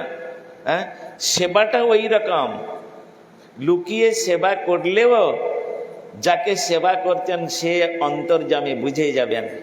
হ্যাঁ, আমি এই দিচ্ছি, আমি ওই দিচ্ছি, আমি এই করেছি, আমি ওই করেছি, এটা বলতে লাগে না। এটা বললে তুমি যে সেবাটা করলে ওই সেবাটার যে ফল তুমি পাবে, ফলটা নষ্ট হয়ে যায়। হ্যাঁ, এই জন্য দেখবেন জগন্নাথ মন্দিরে যাবেন পুরীতে বা দক্ষিণ ভারতে, সাউথ ইন্ডিয়ায় আপনারা যাবেন, বড় বড় মন্দিরে সব হুন্ডার ব্যবস্থা আছে, হুন্ডা। হ্যাঁ, সে হাত ঢুকিয়ে এরকম দেবে, কেউ যেন না দেখতে পায়। তুমি ডান হাতে দান করবে, তোমার বাঁ হাত যেন জানতে না পারে, এই রকম ব্যাপার আছে। তুমি ডান হাতে দান করবে, বাঁ হাত বুঝতে পারবে না, এর নাম হচ্ছে দান। হ্যাঁ, এর নাম হচ্ছে নিষ্কপট দান। তো এখন এই রকম ভাবে উনি পরিষ্কার করে, যাই হোক শৌচ কার্য করে চলে, একদিন, দুদিন, 3 দিন, 4 দিন, 6 দিন চলে গেছে। এইরকম প্রতিদিন একদম পরিষ্কার পরিচ্ছন্ন সুন্দর একদম। হ্যাঁ, উনি তো মনের আনন্দে শৌচ করে চিন্তা করছেন, কে ব্যক্তি এরকম এসে করছে, আজকের আমি হাতে নাতে ধরব। 7 দিনের দিন চিন্তা করছেন, আমি আজকের হাতে নাতে ধরব। এই বলে উনি কি হচ্ছে, শৌচ কার্য সেরে আর একটা গাছের আড়ালে লুকিয়ে আছে। এমন সময় নরোত্তম দাস তিনি কি করলেন, একটা ঝাড়ু নিয়ে, একটা ছোট্ট লণ্ঠন নিয়ে, তখন কেরোসিনের লণ্ঠন, হ্যাঁ, নিয়ে আর এক বালতি জল নিয়ে ওটা সুন্দর করে পরিষ্কার করছে। আর যখন পরিষ্কার করছে, গিয়ে সঙ্গে সঙ্গে হাতটা ধরে, কে তুমি? অন্ধকার তো, কে তুমি? আর যখন বলেছে, আর ওইখানে দুটো চরণ জড়িয়ে ধরেছে, আমি আপনার দাসানুদাস। হ্যাঁ, আমি নরোত্তম। তুমি জমিদারের ছেলে হয়ে এইরকম ঘৃণিত কাজ এটা কেউ করতে চায় না, এটা নিকৃষ্ট। যত প্রকার সেবা কাজ আছে এটা হচ্ছে সব থেকে নিকৃষ্ট সেবা। তো তুমি একজন জমিদারের ছেলে, তোমার রাজ পালনকে তোমার শয়ন করো, রাজভোগ তুমি গ্রহণ করো। হ্যাঁ, আর তোমার কত সেবক আছে তোমার সেবা করে, আর তুমি আজকের এইখানে এসে এই পায়খানা পরিষ্কার করছো। এত ঘৃণিত সেবা, তুমি এটাকে মনের আনন্দে করছো। হ্যাঁ, তা তুমি কৃপা পাবার যোগ্য। তুমি বৃন্দাবনে ভজন করার যোগ্য ব্যক্তি, তুমি বৃন্দাবনে ভজন করার যোগ্য ব্যক্তি। আমি তোমায় বৃন্দাবনে ভজন করার অধিকার দিব, কিন্তু আমার কতগুলো শর্ত তোমাকে মেনে নিতে হবে। কি? তুমি তো রাজার ছেলে, জমিদারের ছেলে, দান ধ্যান করার অভ্যাস তোমার খুব আছে। হ্যাঁ, লোককে ভালোবাসার অভ্যাস আছে, লোকের সঙ্গে বাক্যালাপ করা, এটা সেটা করার অভ্যাস খুব, তাই তো? হ্যাঁ, কিন্তু ওটা চলবে না। বৃন্দাবনে আমি যে তোমায় হরিনাম দিব, তোমায় যে মন্ত্র দিব, সেই মন্ত্র তুমি জপ করবে। আর হরিনাম করার সময় যেই আসুক না কেন, কারোর সঙ্গে তুমি কথা বলবে না, চোখ বন্ধ করে দিয়ে আর তুমি হরিনাম করবে। হ্যাঁ, একটা কথা মনে রাখে, যদি কোনো বৈষ্ণব আসে তাহলে তুমি হরিনামের মালাটা সঙ্গে সঙ্গে রেখে দিয়ে আর উঠে তাকে প্রণাম করে দিয়ে তাকে সম্মান করবে। বৈষ্ণব ব্যতীত অন্য কারোর সঙ্গে তুমি বাক্যালাপ করবে না। বলে, যথা আজ্ঞা প্রভু, আমি তাই করব, আপনি আমায় আদেশ করুন, আমি তাই করব। এই বলে তখন তিনি রাধাকুণ্ডের তীরে একটি জায়গা দিলেন, তুমি এইখানে বসো, তাকে দীক্ষা দিলেন। তাকে হরিনাম প্রদান করলেন, দীক্ষা মন্ত্র প্রদান করলেন, করে বলছেন তুমি এই প্রতিদিন 1 লক্ষ হরিনাম জপ করো, আর এই মন্ত্র তুমি শত শতবার উচ্চারণ করে হাই হুতাশ করো, কান্নাকাটি করো, এই করতে থাকো। একটা পাতার কুটির, পাতা দিয়ে কুটির বানিয়েছে, আর এই রকম অবস্থায় তিনি ভজন করছেন। ওই দূরে আছে লোকনাথ গোস্বামীর ভজন কুটির, আর ওখান থেকে ডাইরেক্ট দেখা যাবে নরোত্তম কি করছে। গুরুদেবের এটা ডিউটি, এটা কর্তব্য। শিষ্য ভজন কেমন করছে ওটা গুরুদেব তিনি পরিদর্শন করবেন। গুরু ঠিক ঠিক, শিষ্য ঠিক ঠিক ভজন করছে কিনা, শিষ্য ঠিক পথে চলছে কিনা, এটা গুরুদেবের কর্তব্য। তা না হলে বছরে একবার আসলো আর পাওনাটা নিয়ে চলে গেল, গুরু প্রণামীটা নিয়ে চলে গেল, শিষ্য কোন উচ্ছন্নে যাচ্ছে, হরিনাম করছে, ভজন করছে, গুরু সেবা করছে, ভগবানের ভজন করছে কিনা ও তাই তাকায় না। ওরা হচ্ছে গুরু নয়, ওরা হচ্ছে ওই গুরুর গয় হস্যৌকারটা ওটা লোপ হয়ে গেছে, লোপ পেয়ে গেছে। ওটা গুরু নয়, ওটা হচ্ছে অপোজিট। যার স্পেলিং এর মধ্যে গয় হস্যৌ তো রুকারটা যে লোপ পেয়ে গেছে। কেননা এটা গুরুদেবের কর্তব্য শিষ্যের মঙ্গল চিন্তা করা, শিষ্যের কল্যাণ করা। আর সেই শিষ্যেরও কর্তব্য আছে গুরুদেবের আনুগত্য স্বীকার করা। যদি গুরুদেবের আনুগত্য স্বীকার না করে, কোটি জন্ম হরিনাম করলে তার মুখে হরিনাম হবে না। যদি গুরুদেবের আনুগত্য স্বীকার করে, গুরু 2 প্রকার, শিক্ষাগুরু এবং দীক্ষাগুরু, এর দুজনের আনুগত্য স্বীকার করতে হবে। তা না হলে তোমার কোটি জন্ম, তুমি যদি শিক্ষাগুরুকে ওভারটেক করে দীক্ষাগুরুর বেশি সম্মান দাও, গুরুদেব প্রসন্ন হবে না। কেন? গুরুদেব বলবে তুমি ওর কাছে হরিকথা শুনে, ওর কাছে শিক্ষা গ্রহণ করে তুমি আমার কাছে এসেছো, তুমি আমাকে চিনতে না, ওই তোমাকে আমার সঙ্গে পরিচয় করিয়ে দিয়েছে। সুতরাং ওকে বাদ দিলে তোমার কিছু হবে না, ভজন হবে না, ভজন হবে না। এইসব ব্যাপারগুলো আছে।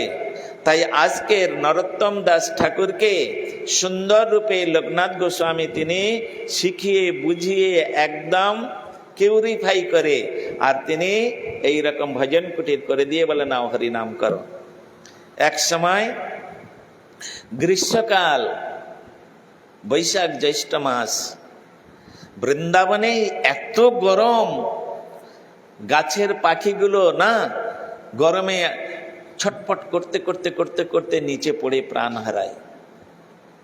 জল থাকে না, আশেপাশে নদী নালা নাই, সেই যমুনার জল শুকিয়ে যায় প্রায়।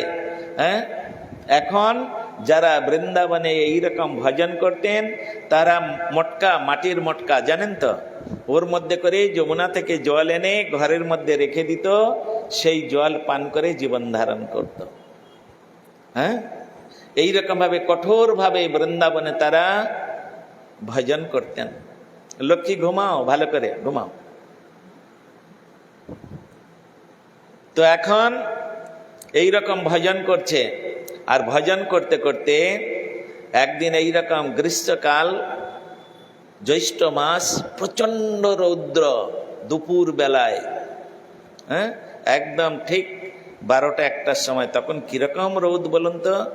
আর উনি পাতার কুটিরের মধ্যে গুরুদেব যেমন বলেছেন সেই রকম তিনি ভজন করছেন, চোখ বন্ধ করে নিয়ে। আর হরে কৃষ্ণ কৃষ্ণ কৃষ্ণ হরে হরে, হরে রাম রাম রাম হরে হরে, এই বলছেন। আর হা রাধে, কবে তুমি আমার প্রতি প্রসন্ন হবে, হা রাধে কবে তুমি আমায় করুণা করবে, কবে তুমি আমায় কৃপা করবে, এই সমস্ত করছে। এমন সময় ঠিক দুপুর বেলায় তো একটা কোথা থেকে কৃষক নাঙ্গল করছিলেন, একটা গামছা পরা, মাথায় একটা গামছা জড়ানো, গায়ে কিছু নাই, খালি গায়ে, আর ছুটতে ছুটতে এসে দুম করে পড়ে গেছে, একদম আচার খেয়ে পড়েছে, নরোত্তম দাস ঠাকুর যেখানে ভজন করছিলেন সেই কুটিরের সামনে। প্রভু বাঁচান বাঁচান বাঁচান, আমাকে একটু জল দিন জল দিন জল দিন। এখন উনি তো ভজন করছিলেন চোখ বন্ধ করে, এই প্রভু বাঁচান বাঁচান বাঁচান যখন বলেছেন, আর সঙ্গে সঙ্গে তাকিয়েছেন, আর তাকিয়ে দেখো একটা লোক কুটিরের সামনে পড়ে ছটপট করছে আর বলছেন আমাকে একটু জল দিন জল দিন, তা না হলে এখনই আমি প্রাণে মারা যাব।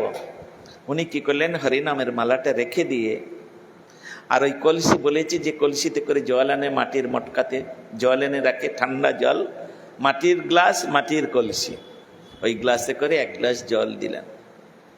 জল দিয়ে আর তারপরে জলটা পান করলেন সেই কৃষক। আর কৃষক পান করার পরে, আপনারা এগুলো কিন্তু গল্প কথা মনে করবেন না, এটা যে আমি গল্প বলছি না, প্র্যাকটিক্যাল ঘটনাটা আমি বলছি। যে ঘটনাটা আজ থেকে নরোত্তম দাস ঠাকুরের জীবনে ঘটেছে, সেই গল্পটাই আপনাদের কাছে বলছি। এটা কোনো গল্প নয়, এটা প্র্যাকটিক্যাল ঘটনা। তো এইরকম তিনি জল দিলেন, আর জল খেয়ে তিনি অত্যন্ত পরিতৃপ্ত হলেন। সুন্দর সুশীতল মাটির কলসিতে জল গ্রীষ্মকালে খুব ভালো লাগে। খেয়ে দিয়ে আর তিনি দুহাত তুলে আশীর্বাদ করছেন, বাবা, ছোট বাবা, আমি জানি না তুমি কতদিন এই বৃন্দাবনে রাধাকুণ্ডের তীরে এসেছো, আমি জানি না, তবে যে উদ্দেশ্য নিয়ে তুমি এসেছো সেই উদ্দেশ্য তোমার সফল হোক। আশীর্বাদ করে তারপরে গিয়ে কোথায় মিলিয়ে গেল, আর দেখা গেল না। এই বলে আশীর্বাদ করে দিয়ে চলে গেলেন। আর দূর থেকে লোকনাথ গোস্বামী সেই দৃশ্যটা দেখলেন। তারপরে ওই লোকটা, কৃষকটা যখন চলে গেল, তখন লোকনাথ গোস্বামী নিজের কুটির থেকে বেরিয়ে নরোত্তমের কাছে, উনি জল টল দিয়ে লোকটা যখন খেয়ে দিয়ে চলে গেল আশীর্বাদ করে দিয়ে, উনি আবার সেই হরিনামের মালা নিয়ে চোখ বন্ধ করে হরিনাম করছেন, হরে কৃষ্ণ আরম্ভ করেছে। এমন সময় লোকনাথ গোস্বামী এসে ডাকছেন, নরোত্তম। গুরুদেবের গলা শুনে সঙ্গে সঙ্গে তাকিয়েছেন, আর তাকিয়ে হরিনামটা রেখে দিয়ে একদম গুরুদেবের চরণে সাষ্টাঙ্গে দণ্ডবত। গুরুদেব, কি করছো? প্রভু, এই যে হরিনাম করছিলাম, আপনি বলেছিলেন হরিনাম করছি। একটু আগে কি করছিলে তুমি? দেখেছেন তো দূর থেকে, একটু আগে কি করেছিলাম? আমি জানি বৃন্দাবনে তুমি ভজন করতে পারবে না। কেন? তুমি জমিদার পুত্র, দান ধ্যান জল দান করার অভ্যাস তোমার অনেক আছে, বাড়িতে চলে যাও, গিয়ে জল দান করো গে। বৃন্দাবনে তোমার ভজন করার অধিকার নাই। যাও, চলে যাও, এখানে তোমার ভজন করতে হবে না। আমি তোমায় প্রথমবার বলেছিলাম যে কোনো বৈষ্ণব ব্যতীত কেউ যদি তোমার কুটিরে আসে, তার সঙ্গে বাক্যালাপ করবে না। আর তুমি হরিনাম করছো, ভগবানের সেবা করছো। হরিনাম করা মানে, নামের সেবা মানে ভগবানের সেবা। আর তুমি সেই সেবা বাদ দিয়ে তুমি একটা এইরকম কৃষকের সেবা করতে গিয়েছো, তার মানে বৃন্দাবনে ভগবানের প্রতি তোমার নিষ্ঠা নেই, রাধা গোবিন্দের প্রতি নিষ্ঠা নেই, তুমি চলে যাও।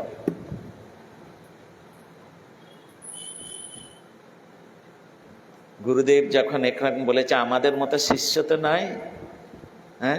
আমরা বলে দিতাম কি হয়েছে, একটু জল দিয়ে দিয়েছি তো তা কি হয়েছে, এইরকম বলে দিতাম গুরুদেবের মুখের উপরে। কিন্তু নরোত্তম দাস ঠাকুর সেই যে রামচন্দ্রের কাছ থেকে শিক্ষা গ্রহণ করেছেন, এটাই হচ্ছে শিক্ষা। দীক্ষা নেওয়ার আগে শিক্ষাটা গ্রহণ করতে হয়, এটা আমি গতকাল বারবার আপনাদের বলেছি। শিক্ষা গ্রহণ করে আগে নিজের হৃদয়টাকে নির্মল পবিত্র করুন, নিষ্কপট করুন, তারপরে দীক্ষা গ্রহণ করে মন্ত্র জপ করলে তবে হচ্ছে কি সেই মন্ত্র কাজ করবে। আমাদের মধ্যে কপটতায় ভর্তি, আমাদের মধ্যে কপটতায় ভর্তি। ওই কপটতার হৃদয়ে গুরু প্রদত্ত মন্ত্র জপ করলে কোনো ফল হবে না। এই জন্য আগে শিক্ষা গ্রহণ করতে হয়। আপনারা সকলেই জানেন, আগে শিক্ষা গ্রহণ করতে হয়, তারপরে দীক্ষা গ্রহণ করতে হয়, এটা সকলেই জানে। তা নরোত্তম দাস ঠাকুর তিনি ওই রামচন্দ্রের কাছ থেকে তিনি এমন শিক্ষা লাভ করেছেন, গুরুদেব যে কথাটা বলছেন সেটা একদম অবনত মস্তকে তিনি গ্রহণ করলেন।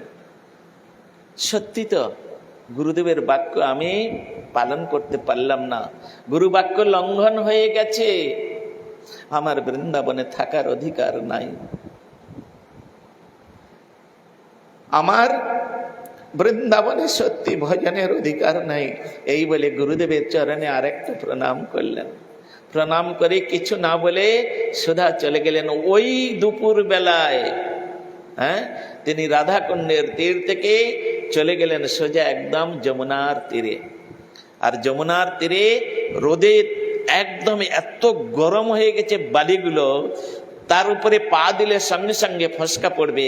আর উনি ওই যমুনার তীরে গিয়ে চিন্তা করছেন, বাড়িতে তো আমি যাব না, গুরুদেবের বাক্য লঙ্ঘন করেছি, আমি গুরুর চরণে কত যে অপরাধ করেছি, আর এই অপরাধী দেহ আমি আর রাখবো না, আমি যমুনার জলে বিসর্জন দিব।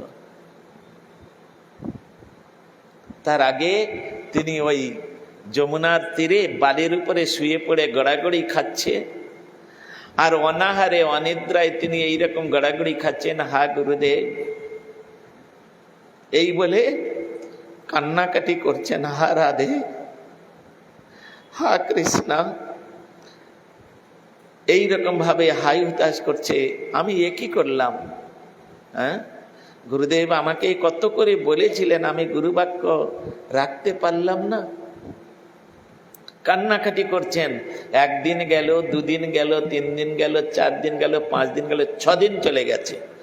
অনাহারে অনিদ্রায় ওই রকম গড়াগড়ি খাচ্ছে, দেহটাকে বিসর্জনও দিতে পারছে না। এখন এই রকমের 7 দিনের দিন তার এমন অবস্থা যে সে আর বাঁচবে না, আজকের সে প্রাণ ত্যাগ করবে, তার শরীরের এই রকম অবস্থা। তখন তিনি চিন্তা করলেন, মরে তো যাব, গুরুদেবের চরণে একটা চিঠি লিখে রেখে যাই, গুরুদেবকে একটা চিঠি দিয়ে যাই। কি করবেন? ওই যমুনার তীরে কোথায় পাবেন কলম, কোথায় পাবেন কাগজ, কোথায় পাবেন কি? সঙ্গে সঙ্গে উনি একটু কোন রকম ভাবে একটা কদম্ব বৃক্ষের পাতা, একটু বড় হয় না কদম্ব বৃক্ষের পাতা, তো ওই কদম্ব বৃক্ষের পাতাটা ছিঁড়ে নিয়েছেন, নিয়ে হাতের কড়ে আঙুলটাকে কলম বানিয়েছে, আর চোখের জলকে কালি বানিয়েছে। তখন তিনি কোন রকম ভাবে বসে বসে লিখছেন, গুরুদেবের কাছে চিঠি লিখছেন। কি লিখছেন? অনেক দুঃখের পরে লয়েছিলে ব্রজপুরে, কৃপাডোর গলায় বান্ধিয়া, দৈব মায়া বলাৎকারে খসাইয়া সেই ডরে, ভবকূপে দিলে ডারিয়া। পুনঃ যদি কৃপা করি এ দাসের কেশে ধরি, টানিয়া তুলহ ব্রজধামে, তবে সে দেখিয়ে ভালো, নতুবা পরানো গেল, কহে দীন দাস নরোত্তমে। কি বললেন? অনেক দুঃখের পরে, অনেক জন্মের পরে, অনেক কষ্ট যন্ত্রণা জ্বালা ভোগ করতে করতে করতে, অনেক দুঃখের পরে লয়েছিলে ব্রজপুরে, হে গুরুপাদ পদ্ম, ব্রজপুরে মানে ব্রজধামে তুমি আমাকে আশ্রয় দিয়েছিলে। কৃপাডোর গলায় বান্ধিয়া, কৃপারূপ রশি, রশি মানে দড়ি, আমার গলায় বেঁধে নিয়ে, আর তুমি ব্রজধামে আমাকে ভজনের অধিকার প্রদান করেছিলে। কিন্তু দৈব মায়া বলাৎকারে, মায়ার এমন আকর্ষণ, আমি যে অনেক জন্ম গোবিন্দকে ভুলে গেছি, সাধন ভজন করতে ভুলে গেছি, তার ফলে মায়া আমাকে কি করেছে? খসাইয়া সেই ডরে, তোমার যে ভক্তিরূপ রজ্জু আমার গলায় বেঁধে ব্রজধামে আশ্রয় দিয়েছিলে, ওটাকে খসিয়ে দিয়েছে মায়া। মায়ার এত শক্তি, দৈব মায়া বলাৎকারে খসাইয়া সেই ডরে, ভবকূপে দিলে কো ডারিয়া। ভবকূপ মানে সংসার। হ্যাঁ, এই সংসারটা হচ্ছে ভবকূপ। এই সংসারের মধ্যে আমাকে আবার নিক্ষিপ্ত করলে। কেন? আমাকে বাড়িতে যেতে বলেছেন, ঘরে যেতে বলেছেন, আমাকে দান ধ্যান করতে বলেছেন। তাই আমার অন্তিম প্রার্থনা, হে গুরুদেব আপনি শুনে রাখুন। এটা একটা গেল। দ্বিতীয় লাইনে লিখছেন, আমার অন্তিম প্রার্থনা কি? পুনঃ যদি কৃপা করি এ দাসের কেশে ধরি, চুলের মুঠি ধরিয়ে, টানিয়া তুলহ ব্রজধামে। আবার যদি পুনরায় একবার আমাকে সুযোগ দেন, হ্যাঁ, পুনঃ যদি কৃপা করি, হে গুরুদেব আমি বলবো না যে আমাকে উঠিয়ে নেন, আপনার কৃপা যদি হয় আমার প্রতি, আপনার কৃপার দিকে আমি লক্ষ্য করে রয়েছি। পুনঃ যদি কৃপা করি এ দাসের কেশে ধরি, টানিয়া তুলহ ব্রজধামে, তবে সে দেখিয়ে ভালো, হ্যাঁ, নতুবা পরানো গেল। তাহলে আমি আশা করি আমার জীবনে কিছু হবে, তা নাহলে তো আমি শেষ। আমি পরানো গেল মানে আজকের আমার লাস্ট দিন, আজকের আমার মৃত্যু অবশ্যই। নতুবা কহে দীন দাস নরোত্তমে, ব্যাস এই লিখে দিয়ে আর বললেন যাও চিঠি তুমি গুরুপাদ পদ্মের কাছে চলে যাও বলে ছুড়ে দিলেন। হ্যাঁ, আর ওই চিঠি, এগুলো ডিভাইন জগতের লীলা, এটা অপ্রাকৃত জগতের লীলা, এই জগতের নয়। এই আমাদের এই ম্যাটেরিয়াল বুদ্ধির দ্বারাই এগুলো বুঝে নেওয়া যাবে না। চিঠি চলে গেল সঙ্গে সঙ্গে গুরুপাদ পদ্মের কাছে, একদম গুরুদেবের চরণে গিয়ে পড়ল। গুরুদেব পড়ে বলেন, আরে নরোত্তম এখনো জীবিত, সে এখনো বৃন্দাবনে। এই বলেন, যতদিন নরোত্তম চলে গেছে ততদিন লোকনাথ গোস্বামীও অনাহারে আছে। হায় হায়, আমি এ কি করলাম? এরকম একজন কমল হৃদয়কে আমি এত আঘাত দিয়ে কথা বললাম। লোকনাথ গোস্বামী ভেবেছিলেন আমি বললে ও যাবে না, কিন্তু গুরুর বাক্য যে অবিবেচনীয়, সে সঙ্গে সঙ্গে চলে যাবে লোকনাথ গোস্বামী এটা ভাবতেই পারেনি, এটা ভাবতেই পারেনি। তাই আজকের এই হচ্ছে গুরু আর শিষ্যের মধ্যে অতপ্রত সম্বন্ধ।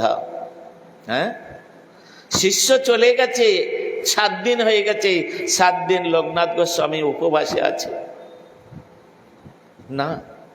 আমি এইরকম একটা কমল পুষ্প, অত্যন্ত সুন্দর সুকমল পুষ্পকে আঘাত দিয়ে তাকে আমি একজন হরিভজন করতে চাই না, তাকে হরিভজন থেকে আমি বঞ্চিত করে দিলাম। না না, আমার এই জীবনে দরকার নেই, আমিও অনাহারে প্রাণ ত্যাগ করব। গুরু শিষ্য দুজনেই এইরকম প্রতিজ্ঞা করে বসলেন। যখন চিঠিটা এসে গুরুপাদ পদ্মের সামনে পড়লো, গুরুপাদ পদ্ম সঙ্গে সঙ্গে চিঠিটা পড়ে উনি বেরিয়ে পড়লেন, ছুটলেন, চলে গেলেন।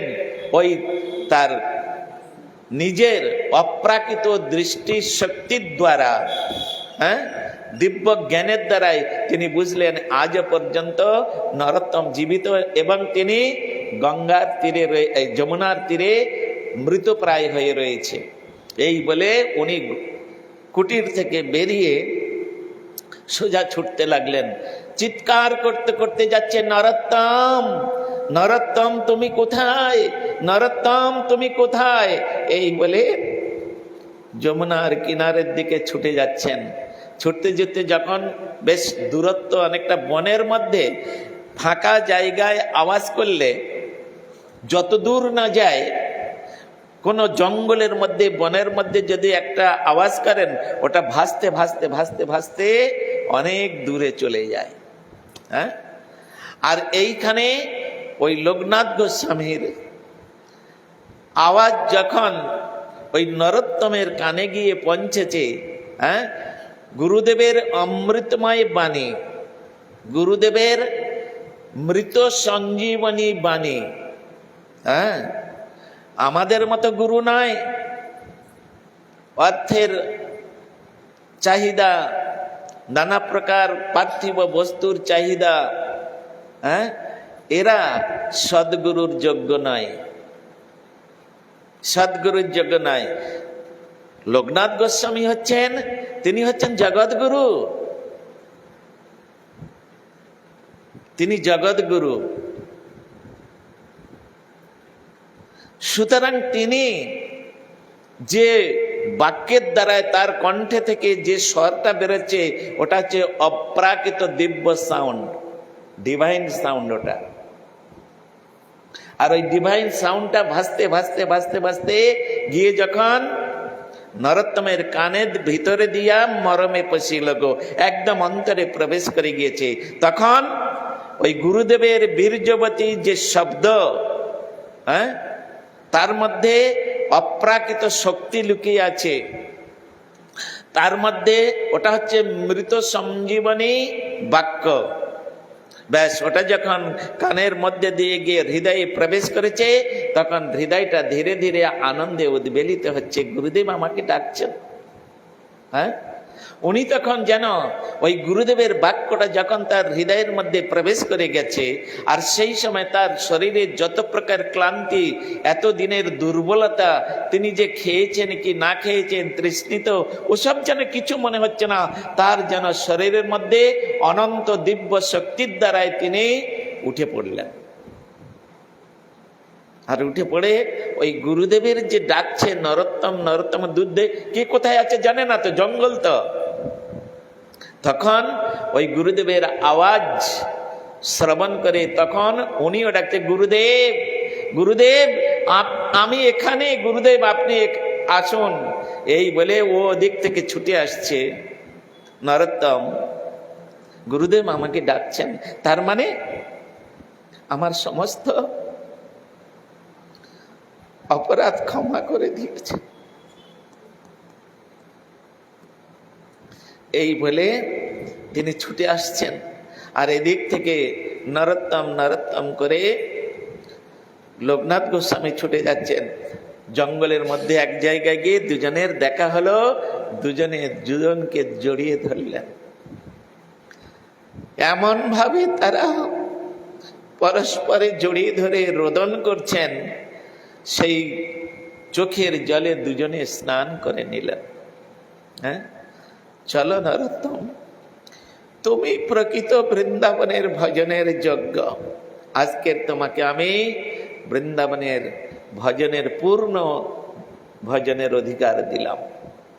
হ্যাঁ, এখনো পর্যন্ত নরোত্তম দাস ঠাকুরের ভজন কুটির রাধাকুণ্ডে আছে, এখনো পর্যন্ত লোকনাথ গোস্বামীর ভজন কুটির রয়েছে। বৃন্দাবনের সমস্ত গোস্বামীগণ তারা এমন সুন্দরভাবে তীক্ষ্ণ বৈরাগ্যের সহিত, তীব্র বৈরাগ্যের সহিত তারা বৃন্দাবনে ভজন করেছেন। 56 দণ্ড রাত্রি দিনে জানে না রাধা কৃষ্ণ বিনে, 4 দণ্ড সুতি থাকে, স্বপ্নে রাধা কৃষ্ণ ডাকে। খায় কি? শুকনো রুটি চানা চিবায় ভোগ পরিহরি। শুকনো রুটি, কোন ভান্ডারতে যেতেন গোস্বামীগণ, সেখান থেকে 4টে রুটি নিয়ে আসতেন, একটা খেতেন, 3টে রেখে দিতেন। ওই 3 দিন চলে যেত 3টে রুটি। কখনো কখনো রুটি যদি না পারতো, শুকনো চানা আমরা খেতে পারবো, ভিজিয়েও খেতে ভালো লাগে না, একটু সিদ্ধ করে খেতে যতটুকু ভালো লাগে না, এই রোজ রোজ সিদ্ধ ভালো লাগছে না, একটু ঘুগনি করে খাই, কত রকম করে খাই।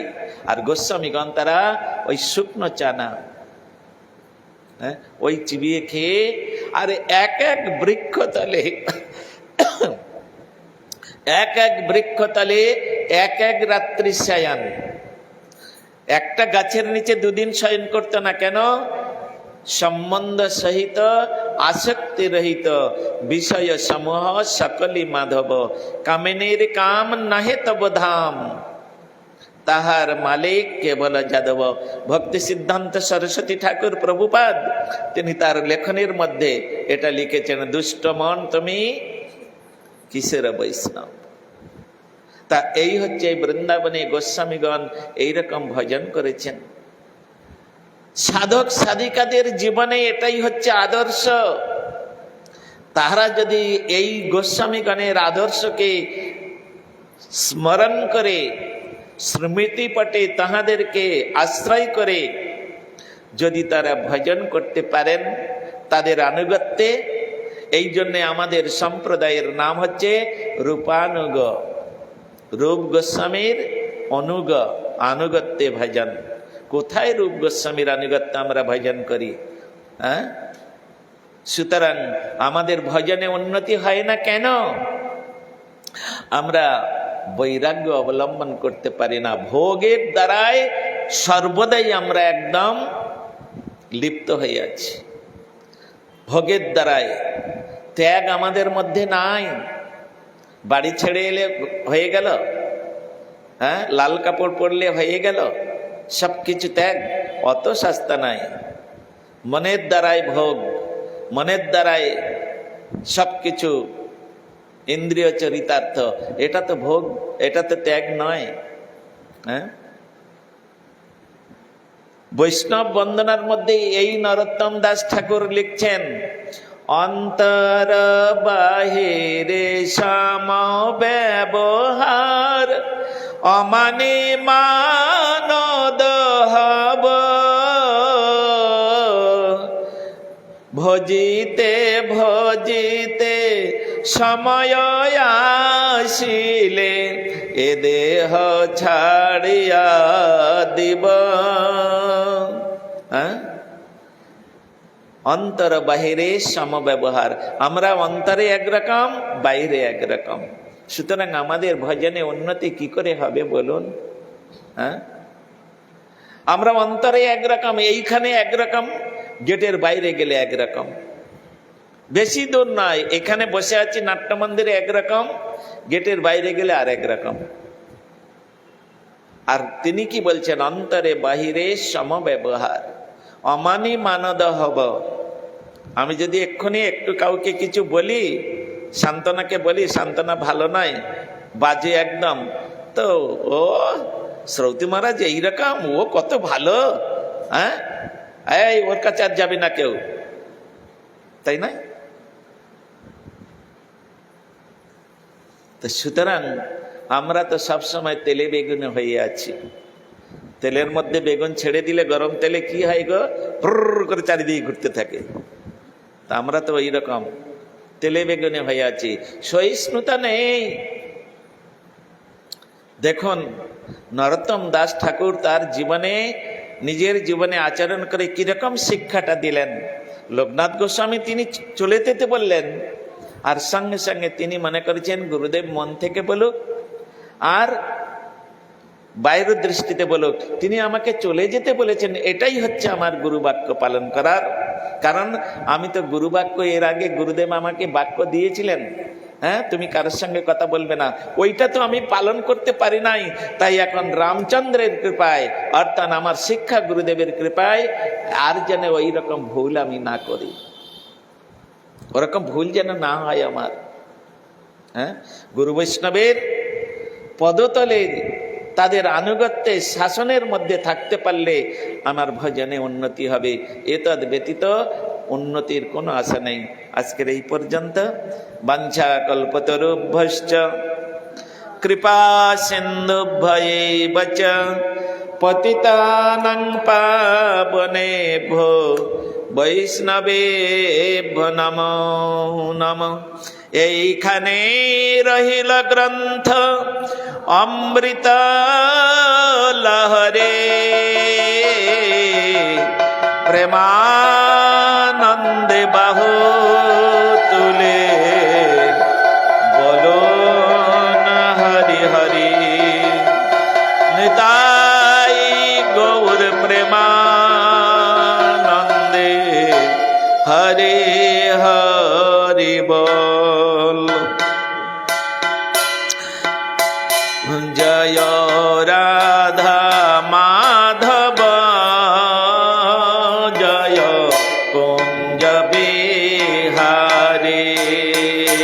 জয় রাধা মাধব, জয় কুঞ্জ বিহারী, জয় গোপী জন বল্লভ, জয়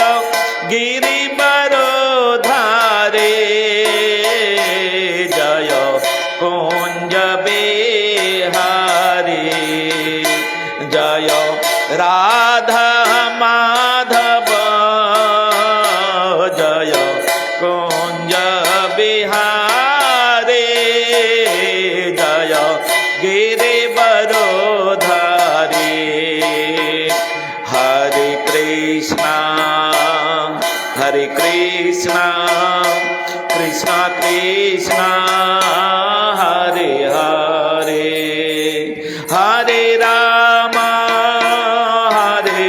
রাম রাম রাম হরে হরে হরে কৃষ্ণ কৃষ্ণ কৃষ্ণ হরে হরে হরে রাম রাম রাম হরে হরে নিতাই গৌর হরি বল হরি বল হরি বল হরি হরি বল হরি বল হরি বল হরি বল হরি বল হরি বল হরি বল হরি বল হরি বল হরি বল হরি বল বলো নিতাই গৌর প্রেমানন্দে হরি হরি বল জয় জয় শ্রী রাধে জয় জয় শ্রী রাধে জয় জয় শ্রী রাধে শ্যাম হরে কৃষ্ণ।